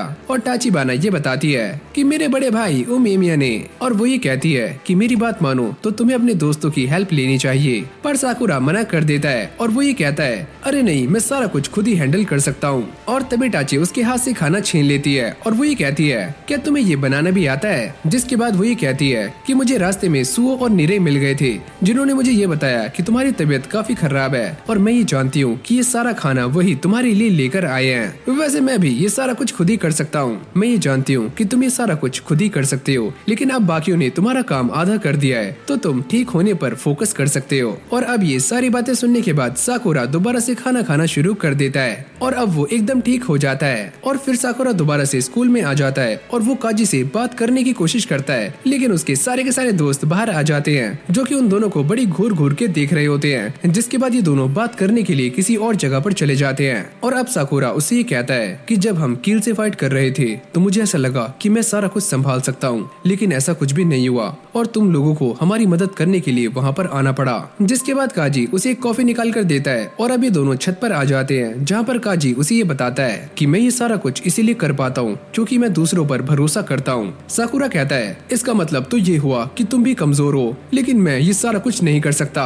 और तभी काजी उसके हाथ से वो कॉफी की बोतल ले लेता है जिसके ऊपर वो ग्रीन टी का लेबल लगा देता है और ये कहता है कि मैंने इसके ऊपर ग्रीन टी का लेबल लगा दिया है, लेकिन फिर भी इसके अंदर की सच्चाई नहीं बदलेगी, यानी कि रहेगी तो ये कॉफी ही। और हाँ, मैं ये बात जानता हूँ कि तुम भी ये सारा कुछ अकेले नहीं कर सकते, लेकिन तुम्हें इस बात का डर लगता है कि अगर तुमने दूसरों की हेल्प ली तो लोग तुम्हें कमजोर कहेंगे। और साकुरा भी अपने मन में इन सारी बातों से अग्री कर रहा होता है और वो ये सोचता है कि मैं उस समाज के बारे में क्यों सोच रहा हूँ जिसने मुझे हमेशा ही धुतकारा है और मेरा मजाक बनाया है। और एक तरफ वो लोग हैं जिन्होंने मेरी फाइटिंग स्किल्स को देखा है और मुझे एक ग्रेट कैप्टन बनाया है, लेकिन मैं अब भी उनकी उम्मीदों पर खरा नहीं उतर पाया। और तभी काजी उससे कहता है कि मैं इस बात को नहीं जानता कि तुम अपने बारे में क्या सोचते हो, लेकिन हाँ एक बात तो है कि सारे लोग ये जानते हैं कि तुम एक नंबर के फट्टू हो। और ये सुनने के बाद साकुरा काफी शॉक्ड हो जाता है कि सारे लोग ये बात कैसे जानते हैं। और तभी काजी उसे टोंट मारकर ये कहता है कि तुम बार बार गला फाड़कर चिल्लाते हो जैसे कि एक कुत्ते बिल्ली में फाइट चल रही हो, और उन्हें देखकर ऐसा लगता है कि वो हमसे डरते हैं। और अभी सारी बातें साकुरा के सर के ऊपर से जा रही होती हैं। तभी काजी ये बताता है कि मैंने ऐसा सुना है कि इस छत पर एक भूत है। जब कल एक लड़का यहाँ पर आया था तो उसने ये देखा कि उसके सामने एक औरत खड़ी हुई है जिसने वन पीस ड्रेस पहनी हुई है। लेकिन अगली सुबह जब बाकी मेंबर्स ने यहाँ पर आकर देखा तो ऐसा कुछ भी नहीं था और सामने एक डंडे पर कपड़ा लटका हुआ था। साकुरा ये कहता है अरे यार कैसा फट्टू इंसान था वो। और तभी काजी उसे ये समझाता है कि तुम्हारे दोस्त ये सारी बातें जानते हैं कि तुम एक नंबर के डरपोक हो, लेकिन उसके बाद भी वो सारे तुम्हारा साथ देने के लिए तैयार खड़े हुए हैं क्योंकि उनको किसी और से मतलब नहीं है, उन्हें बस एक ही इंसान से मतलब है और वो हो तुम। और तभी अचानक पीछे से तालियों की आवाजें आनी शुरू हो जाती है और उमेमिया और हिरागी काफी लंबे टाइम से इन दोनों की बातें सुन रहे होते हैं। उमेमिया कहता है अरे वाह तुमने तो काफी अच्छी स्पीच दी है, मुझे ऐसा लगता है कि तुम बड़े हो चुके हो। और ये सुनते ही काजी को ठंडे पसीने आने शुरू हो जाते हैं और वो सफेद पड़ जाता है, लेकिन उमेमिया लगातार बोले जा रहा होता है। और तभी काजी उसके फेस पर एक जोरदार मुक्का मारता है और ये करने के बाद वो यहाँ से कल्टी मार लेता है क्योंकि उसने बो फ्यूरिन के लीडर को पंच मारा है। लेकिन उमेमिया दोबारा से खड़ा हो जाता है। अरे वाह यार इसने तो मेरे काफी जोर से मुक्का मारा है और सच में काजी बड़ा हो चुका है। और फिर उमेमिया साकुरा से पूछता है कि तुम्हें काजी की बात सुनने के बाद कैसा लगा, लेकिन साकुरा एकदम शांत खड़ा होता है और उमेमिया ये बताता है कि सुनो साकुरा, ऐसे बहुत से काम हैं जो कि मैं भी नहीं कर सकता, लेकिन मैं उन कामों से डरता नहीं हूँ क्योंकि मैं इस बात को जानता हूँ कि अगर मैं वो काम नहीं कर सकता उसके बावजूद भी बो फ्यूरिन मुझे अपना लेगा बिल्कुल वैसे ही जैसा मैं हूँ। और अब वो साकुरा को ये समझाता है कि हमें दूसरों को माफ करते हुए चलना चाहिए क्योंकि हम सारे काम अकेले नहीं कर सकते और हमें दूसरों का सपोर्ट चाहिए। और अब ये सारी बातें साकुरा के दिमाग में पढ़नी शुरू हो जाती हैं और फाइनली उसे समझ आ जाता है कि दूसरे लोग उसके लिए कितने इम्पोर्टेंट हैं और उसे उनके ऊपर भरोसा करना होगा। और फिर उमेमिया हिरागी की तारीफ करता है और यहाँ से चला जाता है। और फिर हमें एक फ्लैशबैक दिखाया जाता है जहाँ पर हिरागी ऐसे ही काजी को लेकर छत पर आया था और उसके पास भी एक कॉफी की बोतल थी, यानी कि काजी ने जिस टेक्निक का इस्तेमाल साकुरा के ऊपर किया था ये वही टेक्निक है जिससे हिरागी ने काजी को समझाया था। और ये टेक्निक साकुरा के ऊपर काम कर जाती है, यानी कि उसे भी अब धीरे धीरे ये समझ आने लगा है कि उसके सारे दोस्त उसके लिए कितने इम्पोर्टेंट हैं और उसे उन सभी के ऊपर भरोसा करना चाहिए। और अब हम साकुरा को देखते हैं जो कि एक पतली सी रस्सी के ऊपर चल रहा होता है और वो ये सोचता है कि मैंने अपनी लाइफ में सारा कुछ अकेले ही किया है और किसी ने भी मेरा साथ नहीं दिया, और अगर मैं यहाँ से नीचे गिरा तो मेरा सारा कुछ खत्म हो जाएगा। और वो आगे बढ़ते हुए यही सोचता है कि अगर वो एक बार यहाँ से गिर गया तो कोई भी उसे बचाने नहीं आएगा। और बड़े लोगों ने उसे हमेशा ही ये बताया है कि इंसानों की लाइफ बिल्कुल भी आसान नहीं होती और इसीलिए उसे हर टाइम एक अजीब सी टेंशन रहती है। और जब भी साकुरा के साथ उसकी लाइफ में कुछ बुरा हुआ है तो उसे ऐसा लगा है कि ये भी उसकी लाइफ का एक पार्ट है, पर ऐसा कुछ भी नहीं है क्योंकि उसके सामने ऐसे कई सारे रास्ते हैं जिनके ऊपर ना तो टेंशन है और ना ही इस तरह का कोई स्ट्रेस। ऐसे रास्ते पर उसे गिरने का बिल्कुल भी डर नहीं है और वो अच्छे से खड़ा हो सकता है और ग्रो भी हो सकता है। और अब साकुरा अपनी क्लास की तरफ जा रहा होता है और फिर हम नीरे को देखते हैं जो कि अब भी बैठा हुआ ही सोचता है अरे यार साकुरा कहाँ पर है। और तभी टाइगा ये बोलता है कि अगर साकुरा आज स्कूल नहीं आया तो वो उससे मिलने के लिए जाएंगे, और वो साथ में ये भी कहता है कि मैं उसे ये वे प्रोटीन भी देने वाला हूँ जो कि उसके बहुत ही काम आएगा। तभी अचानक साकुरा यहाँ पर आ जाता है पर उसका चेहरा लटका हुआ होता है। इसके बाद भी वो हिम्मत करता है और सभी को अपने दिल की बात बतानी शुरू कर देता है। मैं अब तक सारा कुछ अकेले ही करता आया हूँ, लेकिन मैं ये बात जान चुका हूँ कि मैं काफी कमजोर हूँ और मैं आगे सारा कुछ अकेले नहीं कर सकता। और अब साकुरा उन सभी से माफी मांग रहा होता है, लेकिन तभी अचानक क्योतारो पीछे से आकर उसकी एक जोरदार लात मारता है, क्योंकि साकुरा गेट के सामने खड़ा होता है। जिसके बाद ये सारे भी उसे मारना शुरू कर देते हैं और अब उसे काफी ज्यादा पीटने के बाद ये सारे उसे समझाते हैं कि तुम्हें हमसे माफी मांगने की कोई भी जरूरत नहीं है, तुम्हें अपने क्लासमेट्स की चिंता है, यही काफी बड़ी बात है। और वो सारे ये कहते हैं कि तुम जैसे भी हो हमें पसंद हो। और अगली पल हम ये देखते हैं कि साकुरा उस रस्सी से नीचे गिर जाता है, लेकिन इस बार वो अकेला नहीं है, उसके साथ उसके सारे के सारे क्लासमेट्स हैं। और अब साकुरा को काफी हल्का महसूस हो रहा होता है, जिसके बाद वो उन सभी के साथ भागना शुरू कर देता है। अब से मैं इसी रास्ते पर चलूंगा। सुओ ये कहता है कि इस बंदे के लिए ये सारी चीजें काफी नहीं है, तो इसे ये सारी बातें हजम करने में थोड़ा सा टाइम लगने वाला है। और तभी मसाकी उससे ये कहता है कि आज हम सारे तुम्हारे साथ बाहर खाना खाने जाएंगे। और सारे लोग ये बताना शुरू करते हैं कि उन्हें क्या क्या खाना है, लेकिन तभी मसाकी ये बोलता है कि आज ये सारा कुछ साकुरा ही डिसाइड करने वाला है और जो भी ये खाएगा तुम सभी को भी वही खाना है। और तभी अचानक से साकुरा की आवाज निकलती है और वो ये कहता है कि ऑमलेट राइस। पर तभी सुओ ये नोटिस करता है कि नीरे आज काफी चुप है और वो उससे पूछता है कि तुम्हें क्या हुआ।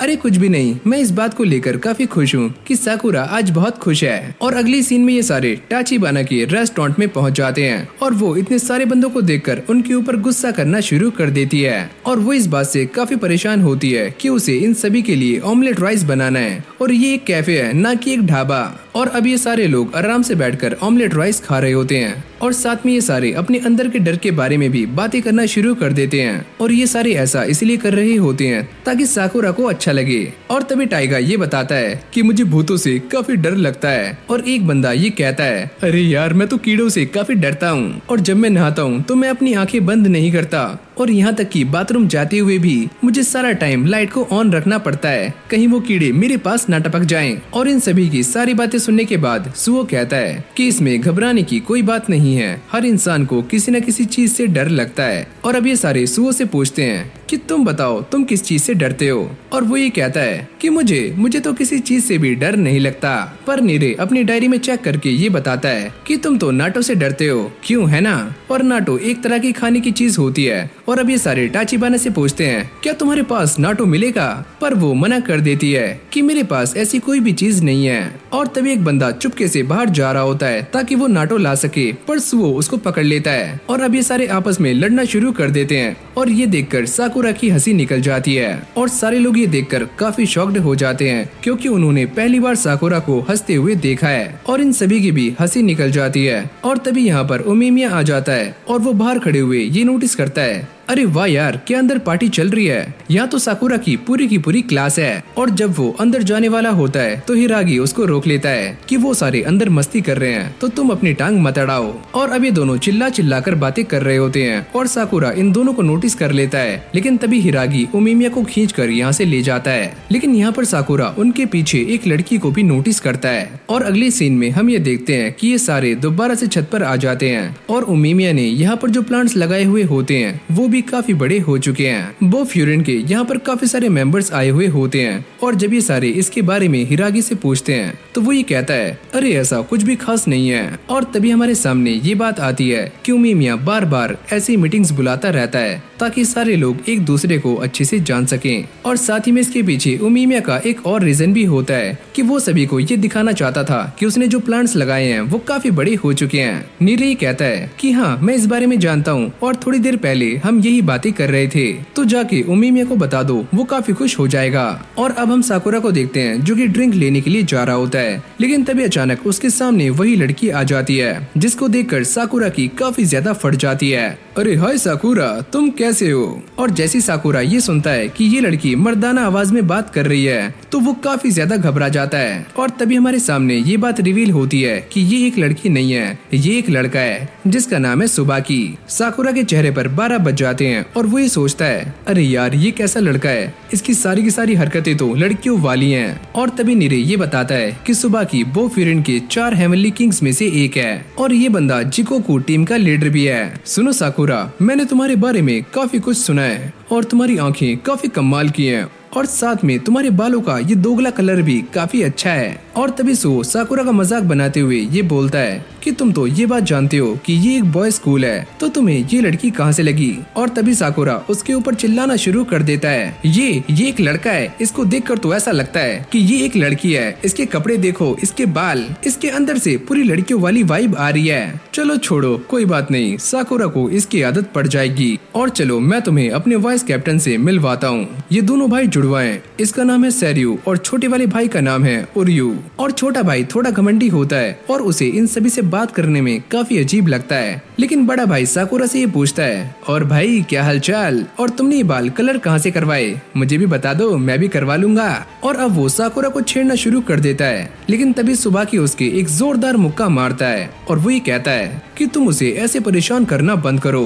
तभी पीछे से उमीमिया की आवाज आती है और वो ये कहता है कि चलो तुम सारे यहाँ पर आ जाओ, मैंने तुम सभी के लिए गर्मा गर्म सूप बनाया है। और ये देखकर सुबाकी उसकी तारीफें करना शुरू कर देता है कि तुम्हारा सूप तो काफी ज्यादा अच्छा है, और मेरी बात मानो, तुम्हें एक अपना रेस्टोरेंट खोल लेना चाहिए। नीरे को ये सूप काफी अच्छा लगता है और साकुरा का फेस भी लाल लाल हो जाता है। और ये इसीलिए होता है क्योंकि साकुरा हमेशा से ही अकेला रहा है, तो इसीलिए वो छोटी छोटी चीजों से खुश हो जाता है। उमीमिया ये कहता है कि चलो अब तुम सभी के जाने का टाइम हो चुका है। लेकिन तभी सुबाकी साकुरा के पास आता है और वो ये कहता है कि मुझे ऐसा लगता है कि हम दोनों को एक बार जरूर से डेट पर जाना चाहिए। क्या डेट पर, वो भी तुम्हारे साथ? कभी भी नहीं। और फिर हमें सुबाकी का एक पास्ट दिखाया जाता है जहाँ पर उसे बचपन से ही चमकीली और सुंदर चीजों का बहुत ही ज्यादा शौक था। लेकिन एक टाइम ऐसा आया जब उसने ये सारी बातें किसी को भी बताना बंद कर दिया, और उसने ये सारा कुछ इसलिए किया ताकि वो इस वर्ल्ड के अंदर आराम से जी सके। फिर हम देखते हैं कि सुबाकी और साकुरा डेट पर जा रहे होते हैं और डेट की वजह से साकुरा का मूड काफी ज्यादा खराब होता है और वो इस बात से काफी ज्यादा ऑफेंडेड होता है कि 4 लोगों की कौन सी डेट होती है। और तभी सुबाकी उससे कहता है, तो इसका मतलब तुम मेरे साथ अकेले में डेट पर जाना चाहते हो, क्यों, है ना? और अब ये सारी बातें सुनने के बाद साकुरा का माथा घूमना शुरू हो जाता है। और तभी नीरे सुबाकी से ये पूछता है कि वैसे हम कहाँ पर जा रहे हैं।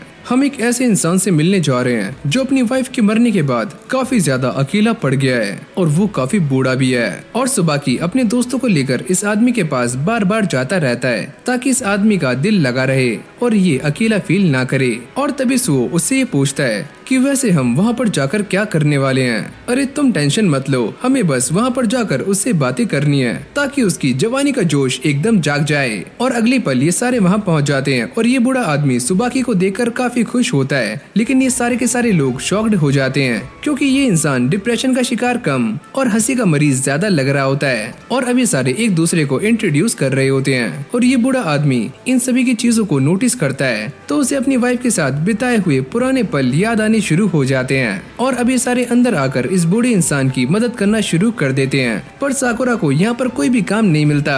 अरे यार, ये सारे अपने अपने काम कर रहे हैं तो मैं क्या करूँ। ये आदमी साकुरा को डोरा किक्स देता है और उसे एक रूम में जाने के लिए कहता है, पर साकुरा गलती से किसी और रूम में आ जाता है जहाँ पर काफी सारे महंगे महंगे कपड़े रखे हुए होते हैं। और अब इन सारे मजदूरों की चाय पीने का टाइम हो जाता है। लेकिन तभी सुबाकी इस बूढ़े आदमी के ऊपर भी लाइन मारना शुरू कर देता है और वो ये कहता है कि तुम तो काफी हैंडसम हो, क्या तुम मेरे साथ डेट पर जाना पसंद करोगे? और हाँ सुनो, तुम मेरे साथ डेट पर जाने के लिए वैसे ही तैयार हो सकते हो जैसे कि तुम अपनी वाइफ के साथ जाया करते थे। और ये देखकर सारे के सारे लोग एक अजीब सी प्यारी स्माइल कर रहे होते हैं। और फिर ये बूढ़ा आदमी इन सभी को अपनी वाइफ के बारे में बताना शुरू करता है और वो ये कहता है कि वो किस तरह से अपनी वाइफ के लिए तैयार हुआ करता था। और साकुरा को भी ये बात समझ आ जाती है कि आखिरकार उस रूम में इतने सारे कपड़े क्या कर रहे हैं। जब ये सारी कहानी खत्म हो जाती है तो अब ये सारे वापस जा रहे होते हैं। लेकिन ये बूढ़ा आदमी साकुरा को देखकर उसको थैंक्स बोलता है कि तुम्हारा शुक्रिया, तुम्हारी वजह से ही मैं अपनी वाइफ के पुराने दिनों को याद कर पाया। और ये सारे जाते हुए बातें कर रहे होते हैं और नीरे ये कहता है कि मुझे ऐसा लगता है कि वो इंसान पहले से ज्यादा खुश है, पर सुबाकी को ऐसा नहीं लगता। हाँ, मैं ये बात जानता हूँ कि वो इंसान पिछले साल से काफी खुश है, लेकिन अब भी कुछ न कुछ तो ऐसा है जो कि वो इंसान हमसे छुपा रहा है और मैं ये चाहता हूँ कि वो इंसान दोबारा से पहले जैसा खुश हो जाए। और तभी सुओ उससे ये पता करता है कि तुम ये सारा कुछ क्यों करना चाहते हो। और सुबाकी ये बताता है, मेरे ऊपर उन दोनों का एक एहसान है और उन दोनों ने हमेशा ही मुझे वैसे एक्सेप्ट किया है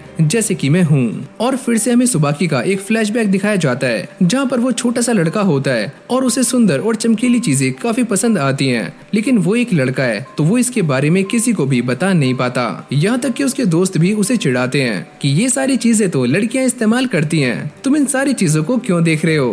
तो इसीलिए सुबाकी और भी ज्यादा चुप हो जाता है। और जब सुबाकी अपने स्कूल से घर जा रहा होता है तो उसे रास्ते में एक ईयररिंग मिलती है और तभी यहाँ पर वही बूढ़ा आदमी आ जाता है जो कि सुबाकी को देखकर उसे थैंक यू बोलता है। लेकिन तभी सुबाकी ये नोटिस करता है कि इस बूढ़े इंसान ने एक पिंक कलर की शर्ट पहनी हुई होती है और ये देखकर सुबाकी काफी हैरान हो जाता है, क्योंकि सोसाइटी ने उसे हमेशा से ही ये बताया है कि लड़के पिंक कलर के कपड़े नहीं पहनते।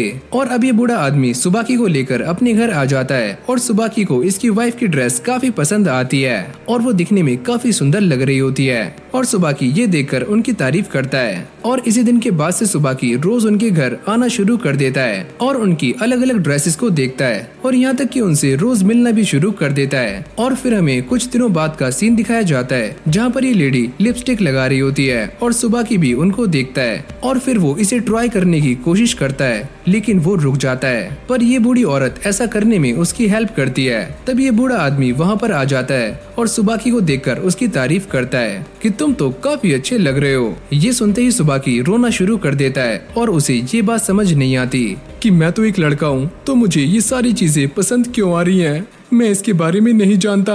और अभी दोनों कपल्स उसे समझाना शुरू कर देते हैं कि सुनो बेटा, पहले हाई हील्स को लड़कों के लिए ही बनाया गया था ताकि उन्हें घुड़सवारी करने में दिक्कत ना हो और वो आसानी से नीचे उतर सकें। यहाँ तक कि वो ये भी कहते हैं कि जिस इंसान को जो पसंद आया उसने वो अपना लिया, तो तुम्हें भी जो पसंद आता है तुम वो कर सकते हो। और सुबाकी इन दोनों की बातों को बड़ी गौर से सुनता है और वो ही कहते हैं कि यही तुम्हारी रियल पहचान है और तुम्हें इसी पहचान को एक्सेप्ट करना चाहिए और हम तुम्हें वैसे ही पसंद करते हैं जैसे कि तुम हो। और फिर हमारा सीन दोबारा से प्रेजेंट में आता है जहाँ पर सुबाकी इन सभी को बताता है कि मेरी लाइफ में वो दो लोग काफी इम्पोर्टेंट हैं और उनकी वजह से ही मैं वो सारा कुछ कर पाता हूँ जो कि मैं करना चाहता हूँ। और अब ये सारी कहानी सुनने के बाद नीरे की आंखों में आंसू आने शुरू हो जाते हैं और वो ये फैसला करता है कि हम तीनों भी तुम्हारी हेल्प करेंगे ताकि हम उस इंसान को खुश रख पाएं। साकुरा कहता है कि वैसे हम उसे मिलने के लिए दोबारा कब जाएंगे। और ये सुनते ही सुबाकी काफी खुश हो जाता है और इन सभी को गले से लगा लेता है। और अगले दिन ये सारे दोबारा से उसी बंदे के पास आ जाते हैं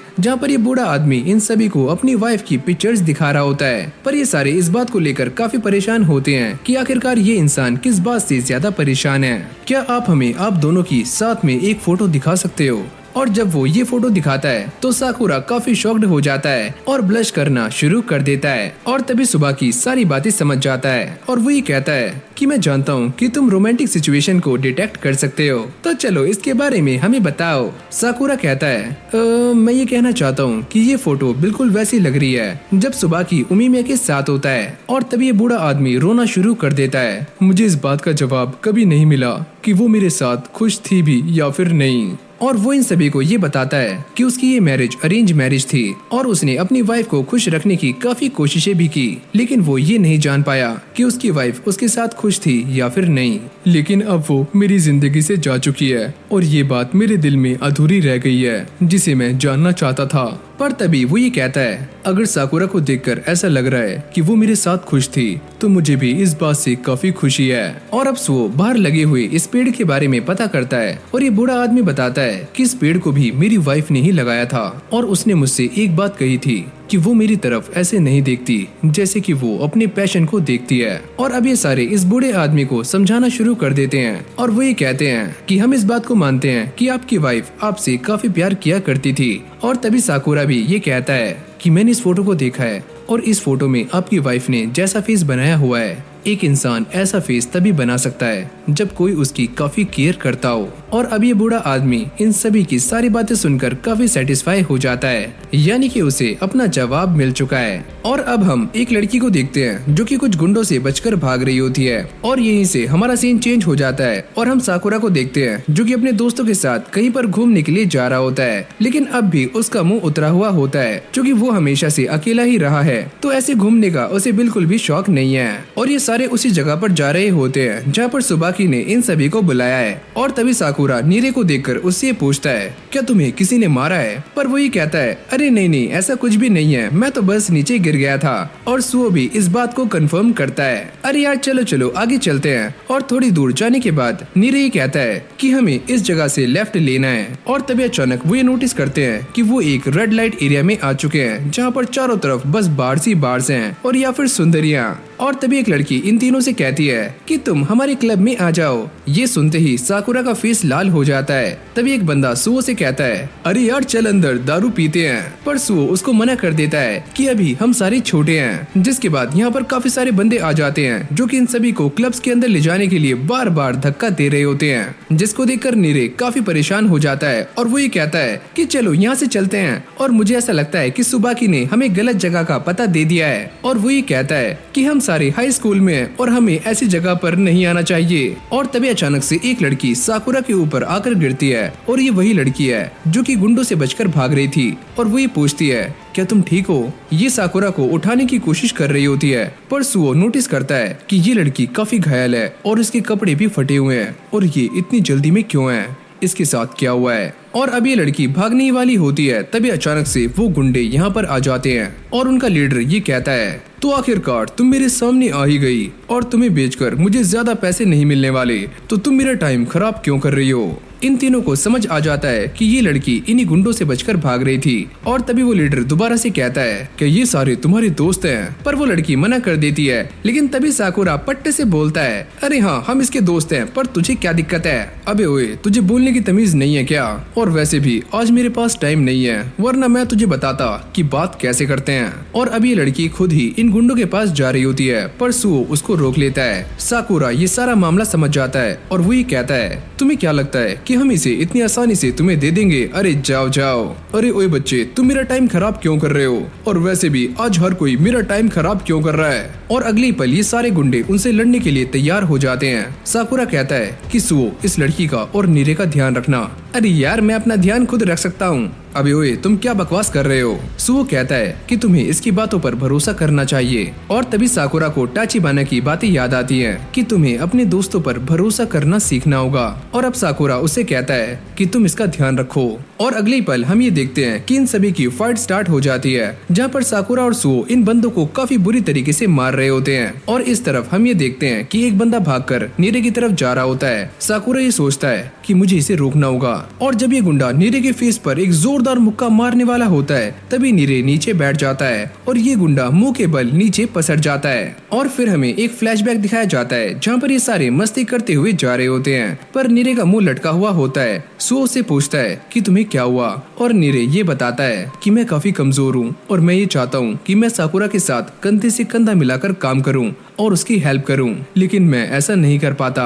और वो ये बताता है कि जब वो साकुरा से पहली बार मिला था तो साकुरा ने उससे कहा था कि तुम बेकार नहीं हो। और वो भी साकुरा को ये साबित करना चाहता है कि वो भी साकुरा के काम आ सकता है। और फिर वो सुओ से कहता है कि तुम मुझे लड़ना सिखा सकते हो। अरे यार मैं तुम्हें लड़ना तो सिखा दूं, लेकिन तुम्हें सेल्फ डिफेंस तक करना नहीं आता और पहले तुम्हें वही सीखना होगा। अब ये दोनों एक खाली जगह पर आ जाते हैं और सुओ उससे कहता है कि मैं तुम्हें एक टेक्निक सिखाने वाला हूँ जो कि तुम्हारे काफी काम आएगी, तो चलो मेरे ऊपर एक जोरदार मुक्का मारो। और जैसे नीरे उसके ऊपर अटैक करने के लिए आगे जाता है तो सुओ एकदम से नीचे बैठ जाता है। और वो ये बताता है कि ज्यादातर लोग फेस पर ही मुक्का मारने के लिए आगे आते हैं, पर उनका ध्यान पैरों पर नहीं होता और ऐसे तुम अपने एनिमी को नीचे गिरा सकते हो। और जब नीरे नीचे गिरने वाला होता है तो सुओ उसको बचा लेता है। और अब नीरे इन सारी चीजों को अपनी डायरी में लिखना शुरू कर देता है और सुओ उसे कहता है कि मैं तुम्हें ये सारा कुछ प्रैक्टिकली ही समझाने वाला था।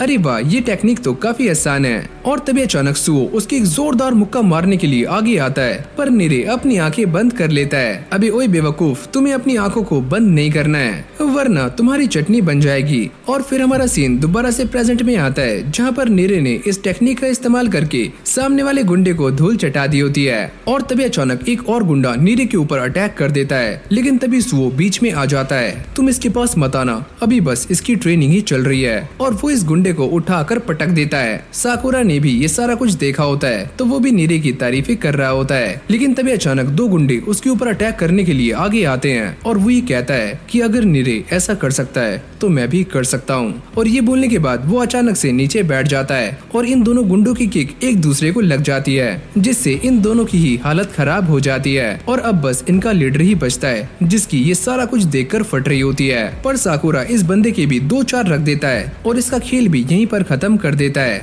और तभी सुओ नीरे से कहता है कि पहली फाइट के हिसाब से तुमने काफी अच्छा किया। एक सेकंड, क्या ये टेक्निक तुमने इसे सिखाई है? अरे हाँ, मैंने ये टेक्निक सुओ से सीखी है और जब ये वो करता है तो काफी कूल लगता है। और साकुरा उससे कहता है अरे हाँ, तुम भी काफी कूल लगते हो। और अब ये तीनों उस लड़की से पता करते हैं कि आखिरकार वो गुंडे कौन थे और इसका पीछा क्यों कर रहे थे। लेकिन तभी अचानक से एक बंदा इनके ऊपर अटैक कर देता है, पर सुओ और साकुरा उसको रोक लेते हैं। पर वो ये समझ जाते हैं कि ये बंदा काफी स्ट्रॉन्ग है। तुम्हारी हिम्मत कैसे हुई इस लड़की के ऊपर डोरी डालने की? शिजुका, क्या तुम ठीक हो? और तभी शिजुका उसके चेहरे पर एक जोरदार तमाचा मारती है और वो ये कहती है अबे ओए घनचक्कर, इन सभी ने मेरी जान बचाई है। और ये सुनते ही वो इन तीनों से माफी मांगने लगता है और अभी लड़की उसे दोबारा से डांटना शुरू कर देती है कि तुम कभी भी मेरी पूरी बात नहीं सुनते, बस बीच में कूद जाते हो। अरे यार सॉरी, मुझे माफ कर दो। और वैसे मेरा नाम है नाकामुरा और प्यार से लोग मुझे कांजी भी कहते हैं। और इसका नाम है शिजुका, जो कि एक बार के अंदर गाना गाती है और मैं वहीं पर वेटर हूँ। और तभी कांजी इसकी बहुत ही ज्यादा तारीफें करता है और वो ये कहता है कि शिजुका, तुम काफी कमाल का गाना गाती हो। और ये दोनों दिखने में एक कपल की तरह लग रहे होते हैं, जिनको देखकर साकुरा के गाल दोबारा से लाल हो जाते हैं। और तभी अचानक से एक गुंडे को होश आ जाता है और जैसे साकुरा उसे मारने वाला होता है तभी यहाँ पर एक और बंदा आ जाता है, जो कि एक ही किक में इसका काम 25 कर देता है। अगली पल यहाँ पर एक और गैंग आ जाती है, जिसको देखकर ये सारे शॉक्ड हो जाते हैं। तभी शिजुका ये बताती है कि ये सारे हमारी साइड हैं और कांजी इन सभी का चेयरमैन है।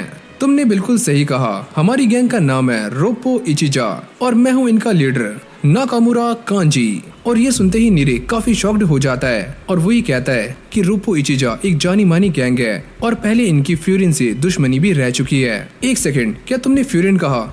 और क्या तुम सारे फ्यूरिन से हो? अरे यार, ये मैंने क्या बोल दिया?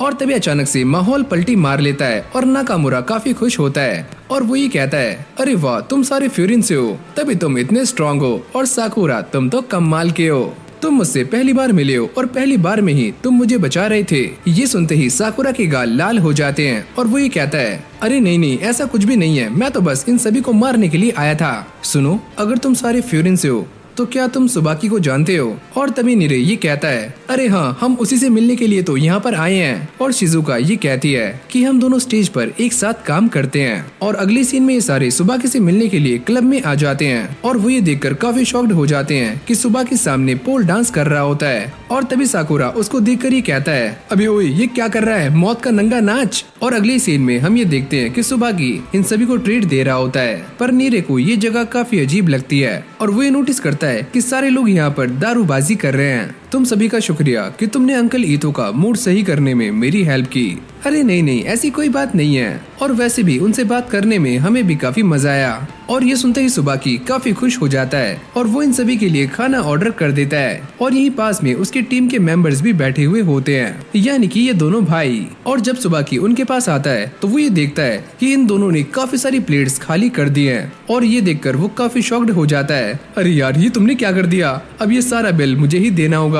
एक काम करो, ये वाला खाना कैंसिल कर दो। और तभी यहाँ पर नाकामुरा आ जाता है और वो इन सभी को बताता है कि आज उसके बाहर एक फाइट हुई थी और इन लोगों ने उसकी हेल्प की। वैसे तुम इस जगह के गार्डियन हो तो इसकी देखभाल तुम्हें खुद ही करनी चाहिए। अरे हाँ हाँ, वो मैं जानता हूँ। और तभी नीरे ये पूछता है क्या गार्डियन, वो क्या होते हैं? और तभी नाकामुरा ये बताता है जैसे कि तुम इस जगह की हालत देख सकते हो, यहाँ पर ज्यादातर लोग खाने पीने वाले आते हैं, तो यहाँ पर फाइट होना एक आम बात है। तो इसीलिए इस टाउन के लोगों ने एक ग्रुप को अपॉइंट किया जो कि इन झगड़ों से उन्हें बचाता है। इसका मतलब तो ये हुआ कि तुम भी फ्यूरिन के जैसे हो। हाँ, तुम कह सकते हो। और हम यहाँ पर बस झगड़ा करने वालों को ही रोकते हैं। और तभी नाकामुरा ये बताता है कि मैं उमिमिया की काफी रिस्पेक्ट करता हूँ, क्योंकि वो इंसान प्रॉब्लम को जड़ से ही खत्म कर देता है। और ये सुनने के बाद नीरे और बाकी सभी काफी खुश हो जाते हैं। और जैसे ही शिजुका स्टेज पर आ जाती है तो नाकामुरा इन सभी से कहता है कि तुम सारे चुप हो जाओ, अब कोई भी बकवास नहीं करेगा, वो गाना गाने वाली है। और जैसे वो गाना गाना शुरू करती है तो ये गाना सभी को काफी पसंद आता है। वैसे इसे यहाँ पर आए हुए बस 3 महीने ही हुए हैं और ये यहाँ की बेस्ट परफॉर्मर बन चुकी चुकी है और सारे लोग इसे पसंद करते भी हैं। और जैसे उसकी ये सारी परफॉर्मेंस खत्म हो जाती है तो वो इन सभी से मिलने के लिए आती है, लेकिन तभी सुबाकी ये नोटिस करता है कि उसके हाथ में चोट लगी हुई है और वो ये बात नहीं जानता कि शिजुका के पीछे गुंडे लग गए थे।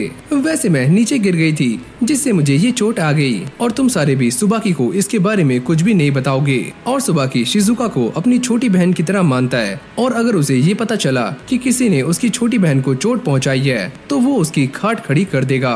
अरे सुनो, हमारे एरिया में कुछ गुंडे आ चुके हैं जो कि चारों तरफ तोड़ फोड़ मचा रहे हैं और मेरे ख्याल से ये वही लोग हैं जिनकी आपसे थोड़ी देर पहले लड़ाई हुई थी। मैं भी तुम्हारे साथ जाना चाहता हूँ। नहीं, तुम यहीं रुको और शिजुका को प्रोटेक्ट करो।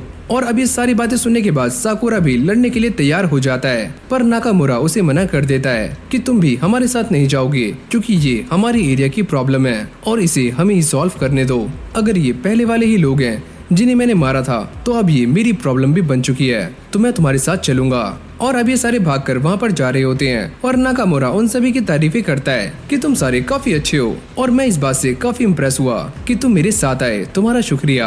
अरे हाँ, मैं ये तुम्हारे लिए नहीं कर रहा हूँ और वैसे भी हम भी इस फाइट का एक हिस्सा हैं। ओहो, तुम फ्यूरिन वाले कितने अच्छे हो। और जब ये सारे भागते हुए उस तरफ जा रहे होते हैं तो नीरे कहता है कि वो लोग काफी सारे हैं तो हमें बाकी बंदों को भी अपने साथ लाना चाहिए था।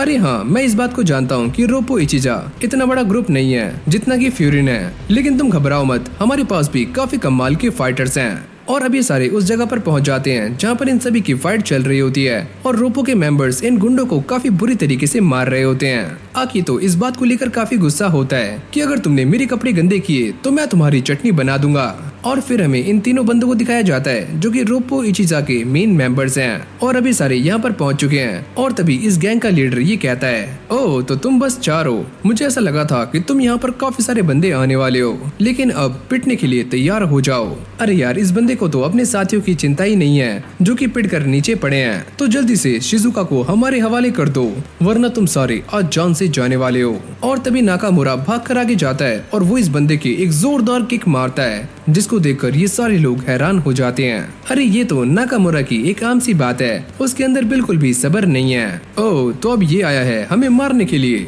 लेकिन तभी नाकामुरा उसके फेस पर एक जोरदार मुक्का जड़ देता है और वो अकेला ही इन सभी की धुलाई कर देता है। अब बताओ कि कौन है वो जो कि ये बातें कर रहा था कि वो इस जगह को तहस नहस कर देगा, वो भी मेरे होते हुए।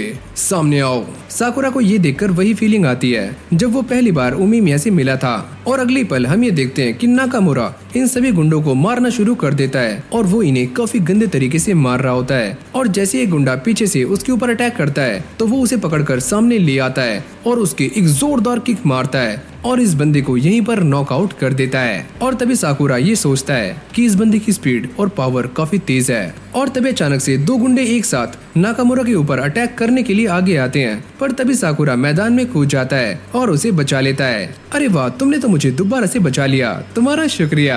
और अब ये दोनों मिलकर इन सारे गुंडों को काफी बुरे तरीके से मार रहे होते हैं। अरे वाह, ये बंदा तो काफी कमाल का है जो कि नाकामुरा के साथ कदम से कदम मिलाकर फाइट कर रहा है। अरे हाँ, वो हमारा ग्रेट कैप्टन जो है। और जब 2 गुंडे सुओ और आकीतो पर अटैक करने के लिए आगे आते हैं तो ये दोनों एक साथ उन दोनों को धूल चटा देते हैं और इन दोनों का ही फाइटिंग स्टाइल एक जैसा होता है। और तभी आकीतो की नजर जो कि चुपचाप एक कोने में खड़ा हुआ होता है और तभी सुओ उससे कहता है कि तुम इसकी चिंता मत करो, ये अभी कुछ भी नहीं कर सकता, लेकिन इसके अंदर काबिल बनने की आग सबसे ज्यादा है। मैं इस फाइट में इन सभी के लिए क्या कर सकता हूँ। और सुओ ने मुझसे कहा था कि फाइट में हिस्सा लेने से ज्यादा इम्पोर्टेंट है कि हम फाइट को ना हारें। और तभी नीरे ये नोटिस करता है कि सारे गुंडे पहले के मुकाबले काफी कम हो चुके हैं, यानी कि अब हमारे जीतने के चांसेस काफी ज्यादा हैं। लेकिन तभी यहाँ पर एक और बंदा आ जाता है जिसका नाम है सुसूरी और वो अपने साथ काफी सारे गुंडों को लेकर आता है और वो ये कहता है कि हमें यहाँ पर आने में थोड़ी देर लग गई, लेकिन तुम उस लड़की को हमारे हवाले कर दो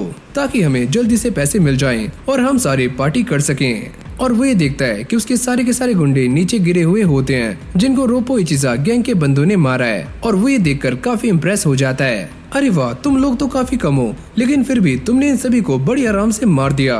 मुझे ऐसा लगता है कि तुम सूट बूट पहनकर ज्यादा स्ट्रांग हो जाते हो। सुनो यार, क्या हम भी सूट बूट पहनना शुरू कर दें? और नीरे ये सारा कुछ देखकर काफी शॉक्ड हो जाता है कि ये सारे कैसे बंदे हैं कि फाइट के बीच में इन्हें सूट की पड़ी है। हमने पहले ही तुम्हारे बहुत से बंदों को हरा दिया है, तो तुम यहाँ पर और बंदे लेकर क्यों आए? अरे सुनो, ऐसा कुछ भी नहीं है, इन लोगों से हमारा कुछ भी लेना देना नहीं है। और जब इन लोगों से ये काम नहीं हुआ तो इसलिए हम यहाँ पर आए हैं ताकि हम इस काम को अंजाम दे सकें। यानी ये लोग पहले वाली गैंग से काफी अलग हैं। तभी सुजूरी ये बताता है कि हम सारे सुनाबा डिस्ट्रिक्ट से हैं और हमारी गैंग का नाम है ग्रेवल। ये सुनते ही नीरे की फटनी शुरू हो जाती है और वो ये बताता है कि सुनाबा एक काफी गरीब डिस्ट्रिक्ट है जहाँ पर हमेशा ही चोरी चकारी होती रहती है। लेकिन मैंने ऐसा सुना है कि वहाँ पर एक ग्रुप है जो कि ना तो पढ़ाई करता है और ना ही स्कूल जाता है, लेकिन ये लोग लड़ाई करने के लिए दूसरे लोगों से सुपारी लेते हैं और ये वही ग्रुप है यानी कि ग्रेवल ग्रुप।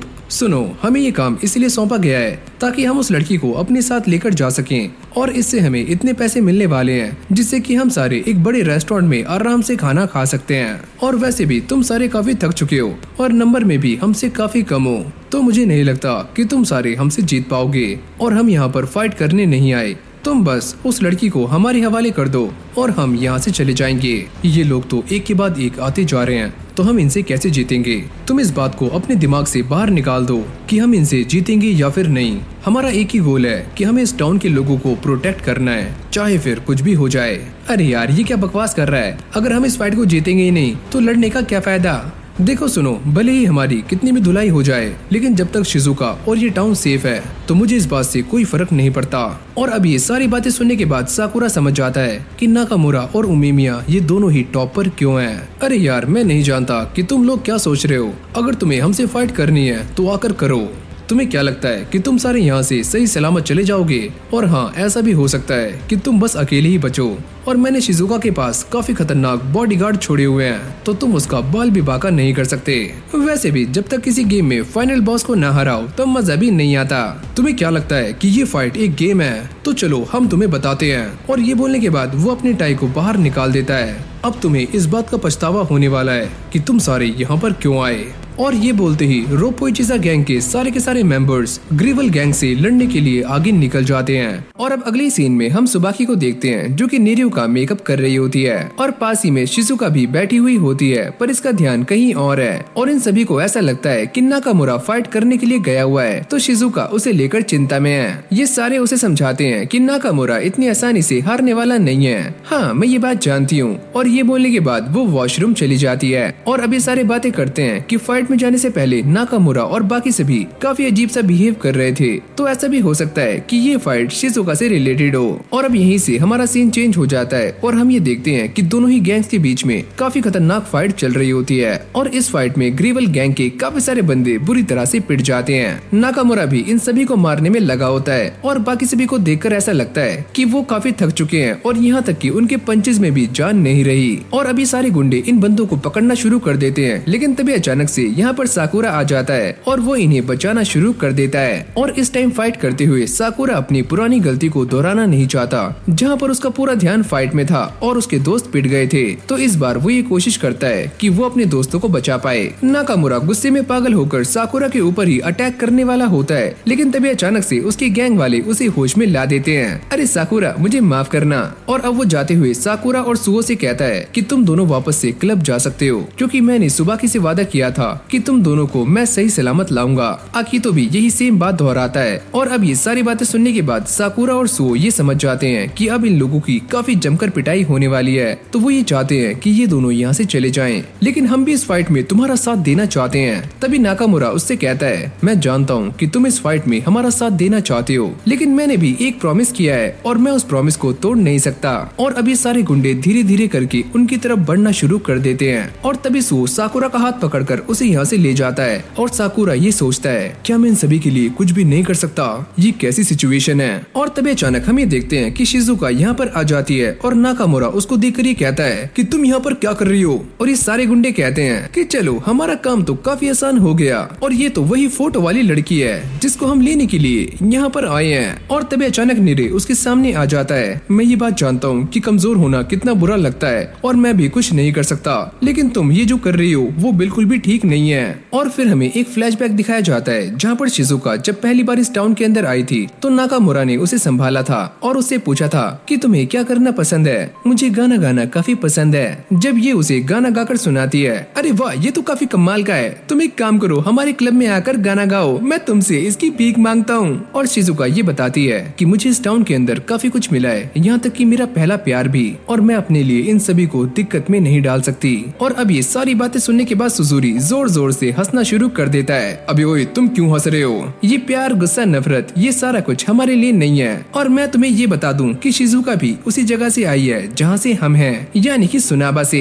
ये सुनने के बाद वो सारे लोग काफी चौंक जाते हैं और वो ये कहता है कि ये लड़की वहाँ पर झाड़ू पोछा किया करती थी और जब एक अमीर आदमी ने इसे खरीदा तो ये वहाँ से भाग गई। और सुनाबा के लोग जब भी प्यार मोहब्बत की बातें करते हैं तो लोगों को अक्सर ये पसंद नहीं आती। और अब ये सारी बातें सुनने के बाद शिजुका उसकी तरफ जाना शुरू कर देती है और साकुरा उसे रोकने के लिए उसके सामने आ जाता है। और जब ये सारे पीछे मुड़कर देखते हैं तो सुबाकी भी यहाँ पर आ जाता है और वो ये कहता है, शिजुका तुम कहाँ गई थी? तुमने तो हमें डरा दिया था। और जब सुबाकी उससे ये पूछता है कि तुम मुझे बताओ तुम करना क्या चाहती हो, और तभी उसकी आंखों में आंसू आने शुरू हो जाते हैं और वो ये कहती है कि मैं बस तुम्हारे साथ रहना चाहती हूँ, तो बस एकदम चुप रहो क्योंकि हम भी यही चाहते हैं। और अब ये सारा कुछ देखने के बाद सुजुरी को काफी गुस्सा आ जाता है और वो इन सभी से कहता है कि तुम सारे जाकर इन्हें ठिकाने लगाओ। और इन सभी के बीच में दोबारा से फाइट स्टार्ट हो जाती है और अब सुबाकी भी लड़ने के लिए सामने आ जाता है और वो ये कहता है, तुम सारे इन बंदों को संभालो, मैं इनके लीडर को संभालता हूँ। और जब कुछ गुंडे उसके ऊपर अटैक करने के लिए आगे आते हैं तो वो अपने दोनों असिस्टेंट को सामने भेज देती है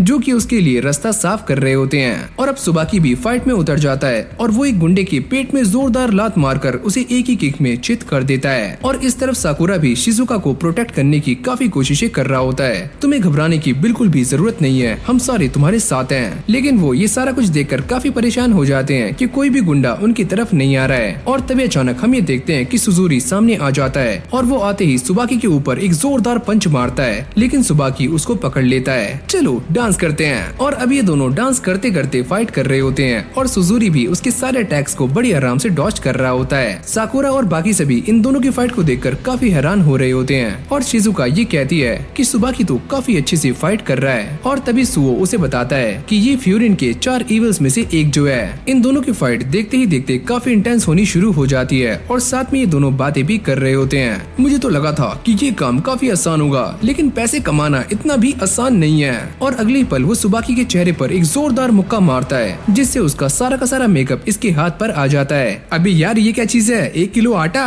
और अब वो दोबारा से सुबाकी पर अटैक करने के लिए आगे जाता है पर इस बार सुबाकी उसको रोक लेता है। तुम शायद नहीं जानते कि मेकअप मुझे स्ट्रॉन्ग बनाता है। अच्छा तुम्हें क्या लगता है कि इसे लगाने से तुम काफी स्ट्रॉन्ग हो जाते हो? हाँ, इसे लगाने से मेरा दिल मजबूत हो जाता है और मैं फाइट में भी काफी अच्छा हो जाता हूँ। हाँ, ये सारी बातें फेंकना बंद करो, ऐसा कुछ भी नहीं होता। फिर वो दोबारा से सुबाकी पर अटैक करने के लिए आगे आता है पर सुबाकी उसकी एक जोरदार लात मारकर उसे पीछे कर देता है। तो चलो मैं तुम्हें बताता हूँ कि मैं कितना स्ट्रॉन्ग हूँ। और अब इन दोनों के बीच में दोबारा से फाइट स्टार्ट हो जाती है और इसके बाद हम ये देखते हैं कि सुजुरी सुबाकी के मुंह पर एक जोरदार मुक्का मारकर उसका नक्शा बिगाड़ देता है। लेकिन वो ये देखकर काफी शॉक्ड हो जाता है कि सुबाकी अब भी लड़ रहा है और उसे ये बात समझ नहीं आती कि प्यार की ताकत से कोई इतना स्ट्रॉन्ग कैसे हो सकता है। सुबाकी उससे फाइट करते हुए उसे ये बताता है कि तुम शिजुका के बारे में कुछ भी नहीं जानते, वो हमेशा ही नाकामुरा के साथ खड़ी रहती है चाहे हालात कोई भी हो। और जब सुबाकी उसे ये सारी बातें बताता है तो सुजुरी की ये सारी बातें सर के ऊपर से जा रही होती हैं और वो अचानक से ही सुबाकी के बाल पकड़ लेता है और उसके फेस पर एक जोरदार मुक्का रसीद कर देता है। लेकिन सुबाकी को देखकर ऐसा लगता है कि उसके ऊपर इन पंचेस का कोई भी असर नहीं होता और अब वो सुजुरी के एक जोरदार लात मारकर उसे नीचे गिरा देता है। और जब उसके साथी उसे उठाने के लिए आते हैं तो वो उन्हें मना कर देता है और खुद ही खड़े होने का ट्राई करता है। ये सारा कुछ देखकर साकुरा और बाकी सभी काफी शॉक्ड हो रहे होते हैं। और अब सुजुरी दोबारा से खड़ा हो जाता है और वो ये कहता है तुम काफी बकवास करते हो। और फिर हमारी कहानी फ्लैशबैक में चली जाती है जहाँ पर हमें ये दिखाया जाता है कि सुजुरी और उसके बाकी साथियों की लाइफ काफी खराब है और उन्हें बस दिन में एक बार ही खाना मिलता है और जब उसके पास सिर्फ एक बिस्किट होता है तो वो उसे भी अपने सारे साथियों में बांट देता है ताकि सभी को छोटे छोटे पीस मिल जाएं। और इस टाउन में रहने वाले सारे बच्चे एक छोटे से बिस्किट के लिए फाइट भी किया करते थे पर सुजुरी को ये सारी चीजें पसंद नहीं थी और वो ये चाहता था कि सारे बच्चे एक साथ रहें। और ऐसी ये कहानी आगे चलती रहती है जहाँ पर उसके ग्रुप में काफी सारे लोग आ जाते हैं और इस सिचुएशन को हैंडल करना उसके लिए भी काफी मुश्किल हो जाता है क्योंकि एक बिस्किट के इतने सारे पीसेस करना और उन्हें सभी में में बांटना ये इम्पॉसिबल है। और जब ये सारे बड़े हो जाते हैं तो सुजुरी उन सभी को समझाता है कि हम सारे बड़े हो चुके हैं, अगर हम अलग अलग जाकर काम करेंगे तो हो सकता है कि हमें काम ना मिले, तो हमें एक साथ मिलकर काम करना होगा और हमें जो भी काम मिलेगा वो हम करेंगे ताकि हम पेट भर के खाना खा सकें। और फिर ये सारे मिलकर अपनी टीम का एक रूल डिसाइड करते हैं कि अगर इनकी टीम में से किसी एक को भी खाना मिलता है या फिर वो कोई अचीवमेंट हासिल करता है तो उस चीज को पूरी टीम में बराबर बांटा जाएगा। और यही इनकी टीम का पहला और आखिरी रूल है जो कि इन सभी को फॉलो करना है। और यही वो टाइम था जब इन सभी ने एक साथ मिलकर काम करना शुरू किया और इनके सामने जो भी काम आया इन्होंने वो सारे काम किए, चाहे वो लड़ना हो या फिर दूसरों से पंगे लेना। और फिर हम दोबारा से प्रेजेंट में आ जाते हैं जहाँ पर इन दोनों की फाइट अब भी कंटिन्यू चल रही होती है। और तभी सुजुरी सुबाकी से कहता है कि तुमने कुछ ऐसी बात की थी कि तुमने कुछ खोया है, लेकिन मेरे पास तो खोने के लिए कुछ भी नहीं है। और अब वो फाइट करते हुए सुबाकी के चेहरे पर एक और मुक्का रसीद कर देता है और सुबाकी उससे कहता है अगर तुम्हें इन सारी बातों से फर्क नहीं पड़ रहा है तो तुम्हारा मुंह इतना अजीब क्यों लग रहा है, ऐसा लगता है कि तुम्हें भी इन सारी बातों से फर्क पड़ रहा है। सुजुरी के साथी उसको देखकर ये सोचते हैं कि हमने आज से पहले अपने बॉस को इतने गुस्से में कभी भी नहीं देखा। और इन दोनों की फाइट ऐसे ही चलती रहती है। सुजुरी उससे कहता है कि तुम मेरे दर्द के बारे में कुछ भी नहीं समझ सकते क्योंकि मेरे पास कुछ भी नहीं है। सुबाकी कहता है कि मैं तुम्हारे दर्द के बारे में क्यों नहीं समझूंगा, तुम मेरे बारे में जानते ही क्या हो। जिसके बाद वो सुजुरी को नीचे गिरा देता है और वो दोबारा से खड़े होने की कोशिश करता है लेकिन उसकी बॉडी उसका साथ नहीं देती, यानी कि वो काफी कमजोर पड़ चुका है। सुबाकी उसके पास आकर उसे समझाता है कि मैं तुम्हारी हेल्प करने के लिए तैयार हूँ और मैं ये जानता हूँ कि तुम्हारी कंडीशन क्या है, तुम में से कोई भी हमारी हेल्प नहीं कर सकता। अगर तुम मेरी हेल्प कर भी दोगे तो बाकी सबका क्या होगा, कोई हमें एक ढंग की जॉब भी ऑफर करना नहीं चाहता। ये सुनते ही इन सभी के दिमाग की बत्ती जल जाती है और ये सारे अलग अलग जॉब्स के बारे में बताना शुरू कर देते हैं कि वहाँ पीछे भी एक जॉब है, अरे हाँ उस रामेन की दुकान पर भी और हमारे क्लब में भी। और अब नाकामुरा उससे कहता है कि तुम ये मत समझो कि हम तुम्हारी हेल्प कर रहे हैं, लेकिन मैं तुम्हारी कंडीशन जानता हूँ। एक टाइम मेरी भी हालत कुछ ऐसी थी, लेकिन अब सुबाकी तुम्हारी हेल्प कर रहा है तो तुम संभल सकते हो। शिजुका भी ये सारा कुछ देखकर रोना शुरू कर देती है। और अब सुबाकी और नाकामुरा की ये सारी बात सुनने के बाद सुजुरी दोबारा से खड़ा हो जाता है और वो अपने साथियों से कहता है तुम सब ने हमेशा मेरा साथ दिया है और हम सब हमेशा से ही एक बिस्कुट को बांटते हुए आए हैं, यहाँ तक कि हमने पेट भर के भी खाना नहीं खाया। और मैं तुम सभी से ये बोलना चाहता हूँ कि हमने जो रास्ते अपनाए थे वो सही नहीं है, तो मैं दोबारा से एक नया रास्ता अपनाने जा रहा हूँ। क्या तुम सारे मेरा साथ दोगे, क्योंकि मैं तुम सभी से अलग नहीं होना चाहता। और अब ये सारे लोग भी उसका साथ देने के लिए मान जाते हैं। क्या हम लोग यहाँ पर काम कर पाएंगे, हमें तो कुछ आता जाता भी नहीं है। नाकामुरा कहता है कि शुरू में सारे ही नल्ले होते हैं लेकिन तुम सीख जाओगे।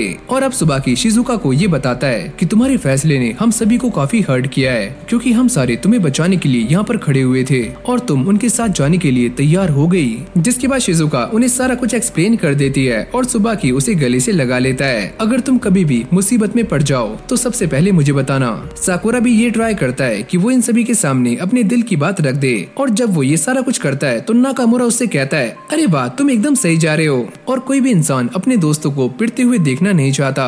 और अब साकुरा सुओ के ऊपर गुस्सा करने लग जाता है और वो ये कहता है अबे ओए तू भी पिटना शुरू कर, मैं तुझे भी बचाना चाहता हूँ लेकिन तू तो कभी पिटता ही नहीं है। और अब ये सारी इमोशनल कॉन्वर्सेशन खत्म हो जाने के बाद नाकामुरा इन सभी से कहता है कि मैं तुम सभी को एक साथ जॉब नहीं दिला सकता। और वो सारे भी इस बात को मान जाते हैं। सुजुरी शिजुका से कहता है मुझे माफ करना उस सब के लिए जो कि आज हुआ, और मैं ये नहीं जानता कि हमारा यहाँ पर काम करना तुम्हें पसंद भी आएगा या फिर नहीं। नाकामुरा उनसे कहता है लेकिन तुमने जिस इंसान से शिजुका को पकड़ने के लिए सुपारी ली थी उसका क्या। सुजुरी कहता है कि मैं उससे बात कर लूंगा, तुम उससे बात कर लोगे लेकिन तुम्हारी बात सुनेगा कौन। और ये आवाज सुनते ही सारे लोग शॉक्ड हो जाते हैं। मैंने तुम सभी को हायर करके एक काफी बड़ी गलती कर दी है, लेकिन मुझे फ्यूरिन के खिलाफ एक बहाना मिल चुका है। और वो सभी इस बात को लेकर काफी हैरान हो रहे होते हैं कि आखिरकार ये इंसान कौन है। और जब सुबाकी इस बंदे का चेहरा देखता है तो वो ये कहता है कि तुम यहाँ पर क्या कर रहे हो, एकदम चुप हो जाओ, ये मेरी मर्जी है, मैं कहीं पर भी आ जा सकता हूँ। तभी हमारे सामने ये बात रिवील होती है कि ये वही इंसान है जो कि पहले किल के अड्डे पर देखा गया था, यानी कि वही टैटू वाला बंदा। और अब साकुरा इस बंदे को काफी गौर से देख ही रहा होता है, लेकिन तभी अचानक ये बंदा हीरो की तरह एंट्री मारने की कोशिश करता है, लेकिन इसके पैर में लग जाती है अयो अम्मा ये क्या हुआ। और अब इस बंदे के नीचे आते ही सुबाकी और नाकामुरा उसे देखकर काफी गुस्से में आ जाते हैं और इन दोनों को देखकर ऐसा लगता है कि वो इस बंदे को पहले से ही जानते हैं। तुम्हारी हिम्मत कैसे हुई यहाँ पर दोबारा से आने की? अरे यार चिल करो, और वैसे भी हम इतने टाइम के बाद मिल रहे हैं तो थोड़ा मुझसे तमीज से बात करो। साकुरा और सुओ नीरे को बचाने की कोशिश करते हैं, जिसको देखकर ये बंदा ताली बजाना शुरू कर देता है। ये दोनों तो बिल्कुल बड़ों की तरह बिहेव कर रहे हैं और सुजुरी इस बंदे को देखकर कहता है मैं तुम्हारे सामने हूँ, चलो अकेले में चलकर बात करते हैं। और अब ये सारी बातें होने के बाद सुबाकी और बाकी सब भी ये समझ जाते हैं कि यही बंदा इस सब के पीछे है, यानी कि यही इंसान इस सब का मास्टरमाइंड है। और अब सुबाकी इन सभी को बताता है कि ये इंसान पहले फ्यूरिन का स्टूडेंट था और इसका नाम है एंडो यामाटो और ये इंसान मेरी ही ग्रेजुएटिंग क्लास में है। ये सुनते ही इन सभी की फटनी शुरू हो जाती है और सुओ ये सोचता है कि ये इंसान फ्यूरिन में काफी ज्यादा फेमस है और इसे सारे लोग लेजेंड के नाम से जानते हैं। अरे यार मेरी इतनी भी तारीफें मत करो, मैं तो बस फ्यूरिन में बस 1 साल के लिए था, मुझे नहीं लगता कि ये इंसान कोई लेजेंड है। ये तो देखने में 1 नंबर का छपरी नल्ला लग रहा है। और ये सारे साकुरा को चुप रहने के लिए कहते हैं, लेकिन वो अपना मुंह बंद नहीं करता। ओह साकुरा, मैं तुम्हारे बारे में जानता हूँ, तुमने किल गैंग से फाइट की थी। ये सुनते ही साकुरा काफी शॉक्ड हो जाता है, आखिरकार ये इंसान मेरे बारे में कैसे जानता है? और मैं इस बात को भी जानता हूँ कि कैसे तुम लीडर को अकेले मारने के लिए जा रहे थे और आसपास के लोगों ने तुम्हारी ही पिटाई कर दी थी। और अब यामाटो साकुरा से कहता है कि उसे फ्यूरिन में रहने का कोई भी हक नहीं है और यहाँ तक कि उसे फ्यूरिन को छोड़कर चले जाना चाहिए। ये सुनते ही नीरे को काफी गुस्सा आ जाता है, तुम साकुरा के बारे में आखिरकार जानते ही क्या हो? ये मेरा पक्का दोस्त है, एकदम चड्डी बड्डी। अरे ओए छोटे, थोड़ा शांत हो जा, कहीं मैं तेरी भी चड्डी फाड़ ना दूं। और अगली पल सुबाकी और नाकामुरा दोनों ही मिलकर उसके ऊपर अटैक्स करने शुरू कर देते हैं। तुम साकुरा के बारे में आखिरकार जानते ही क्या हो? वो फ्यूरिन में सबसे अच्छा इंसान है। और अब सुओ भी इस फाइट में कूद जाता है और ये तीनों मिलकर यामाटो के ऊपर एक के बाद एक अटैक्स कर रहे होते हैं, पर ये उसे छू भी नहीं पाते।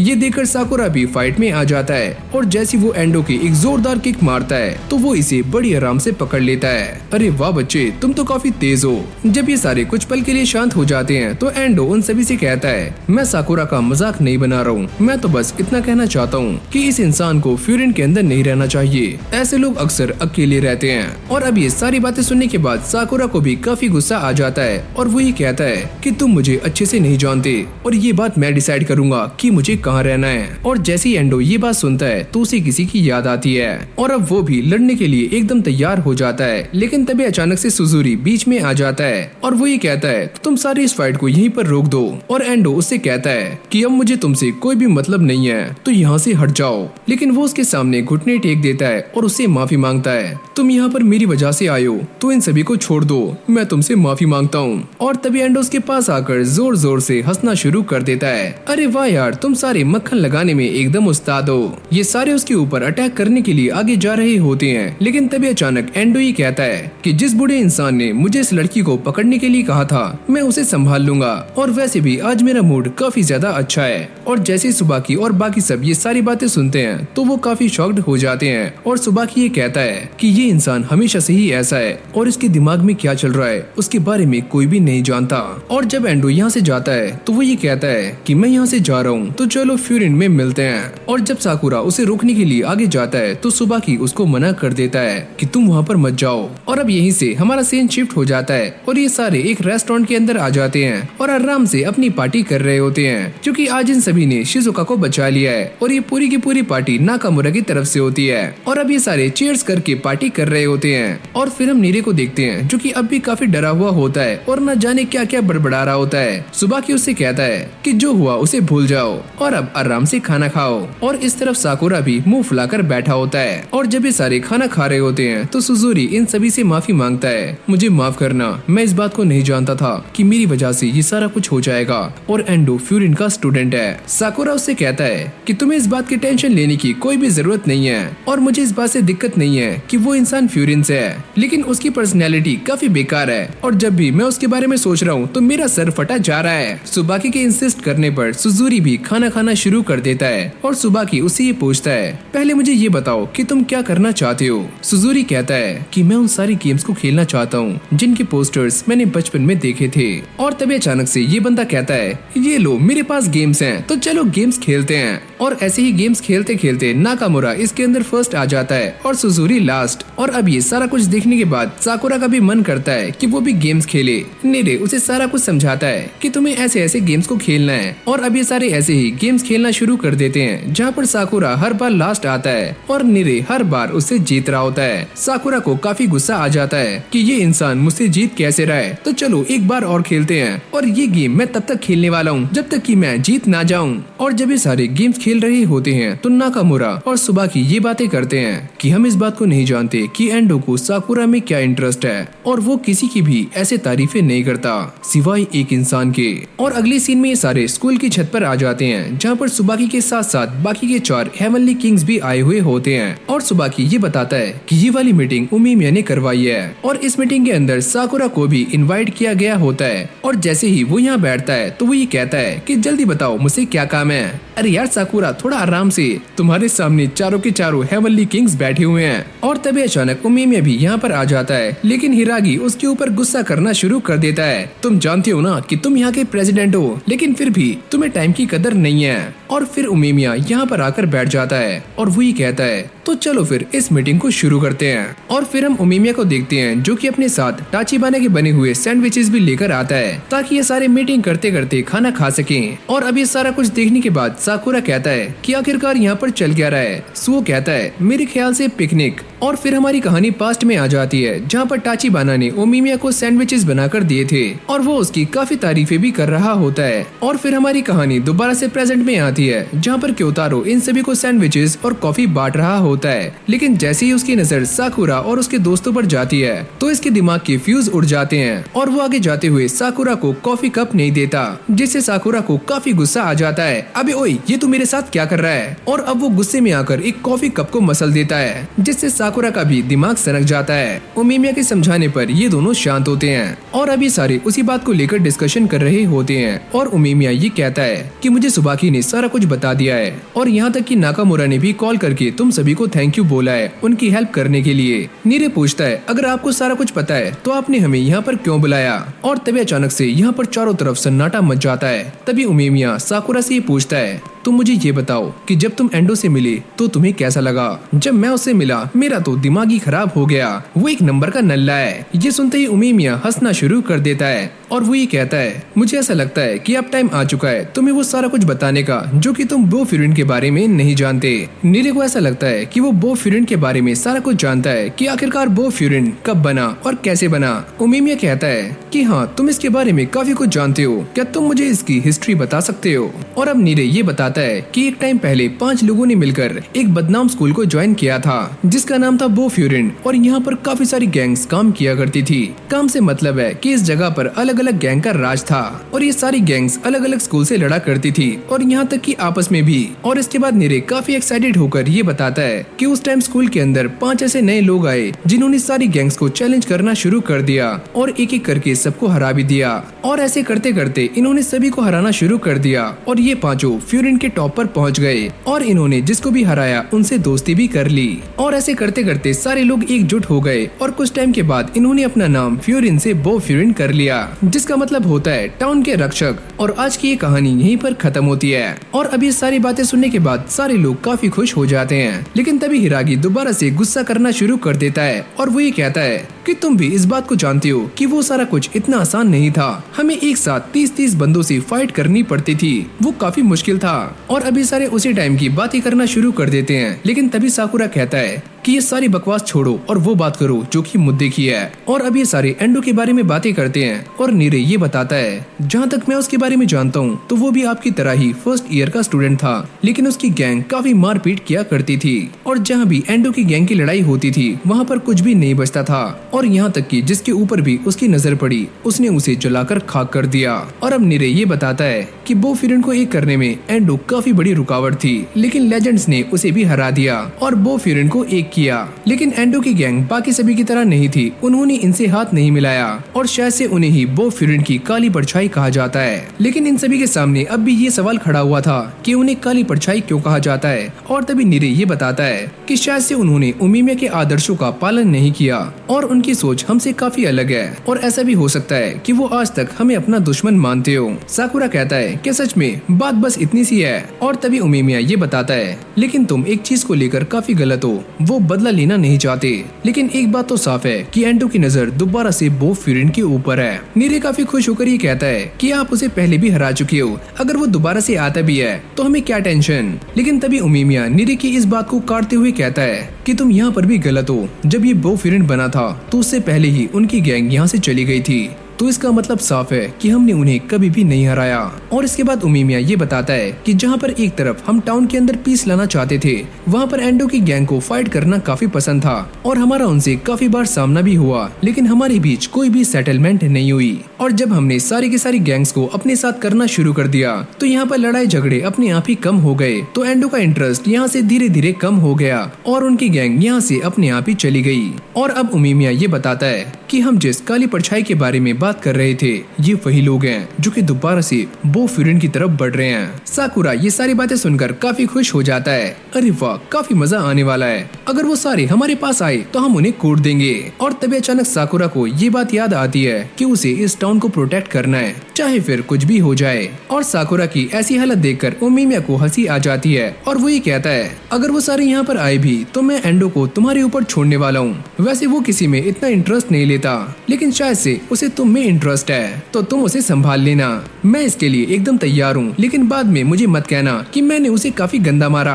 अरे हाँ, तुम ये काम कर सकते हो क्योंकि उस इंसान का मेरे अंदर बिल्कुल भी इंटरेस्ट नहीं है और मेरा उससे कभी भी आमना सामना नहीं हुआ है। ये सुनने के बाद वो सारे लोग काफी शॉक्ड हो जाते हैं। लेकिन आपने तो बताया था कि उनकी गैंग और आपकी गैंग के बीच में बार बार लड़ाइयाँ होती रहती थी। हाँ, वो बात तो सही है, लेकिन मैंने तुम्हें एक और इंसान के बारे में नहीं बताया जो कि उनकी ही गैंग में था, और वो इंसान एंडो से भी काफी ज्यादा स्ट्रॉन्ग था। और जैसे ये सारे इस बात को सुनते हैं तो उन सभी की चड्डी टाइट हो जाती है। सू ये सोचता है, क्या एक और लेजेंड, लेकिन इसके बारे में तो हमने कभी भी नहीं सुना। और अभी सारे डरते हुए उससे पूछते हैं कि वो इंसान कौन है, और उमीमिया ये बताता है वो अकेला ही इंसान है जिसे मैं भी हरा नहीं सकता, और उसका नाम है टाकेशी चिका। और अब अगले सीन में हम एंडो को देखते हैं जो कि एक सुपरमार्केट से सामान लेकर जा रहा होता है। और जब वो एक गली के अंदर जाता है तो यहाँ पर कुछ लोग बेहोश पड़े हुए होते हैं, और यहाँ पर हम पहली बार उसी इंसान को देखते हैं जिसका नाम है टाकेशी चिका। और वो ये कहता है कि मैं यहाँ पर पटाखे फोड़ने के लिए आया था, लेकिन ये सारे पहले से ही यहाँ पर बैठे थे, तो मैंने इन्हें सबक सिखा दिया। एंडो कहता है, अरे वाह यार, तुमने काफी अच्छा काम किया, लेकिन तुमने इन लोगों का इतना सारा ढेर क्यों लगा रखा है, क्योंकि इससे आग लगाने में काफी आसानी होगी। और उसने एक बंदे के सर पर फायर क्रैकर रखा हुआ होता है, और जब ये फायर क्रैकर आसमान में जाकर फूटता है तो हम पहली बार टाकेशी का फेस देखते हैं, और वो ये कहता है कि मुझे इसके अंदर कुछ ज्यादा मजा नहीं आया, लगता है मुझे अगली बार इनके ढेर को थोड़ा और ऊंचा करना पड़ेगा, तभी इसके अंदर असली मजा आएगा। तो इसी के साथ विंड ब्रेकर का सीजन 2 भी यहीं पर एंड हो जाता है। एंड आई होप कि आपको ये वाली वीडियो अच्छी लगी होगी। अगर आपको ये वाली वीडियो अच्छी लगी हो तो वीडियो को लाइक करके चैनल को सब्सक्राइब करना मत भूलना।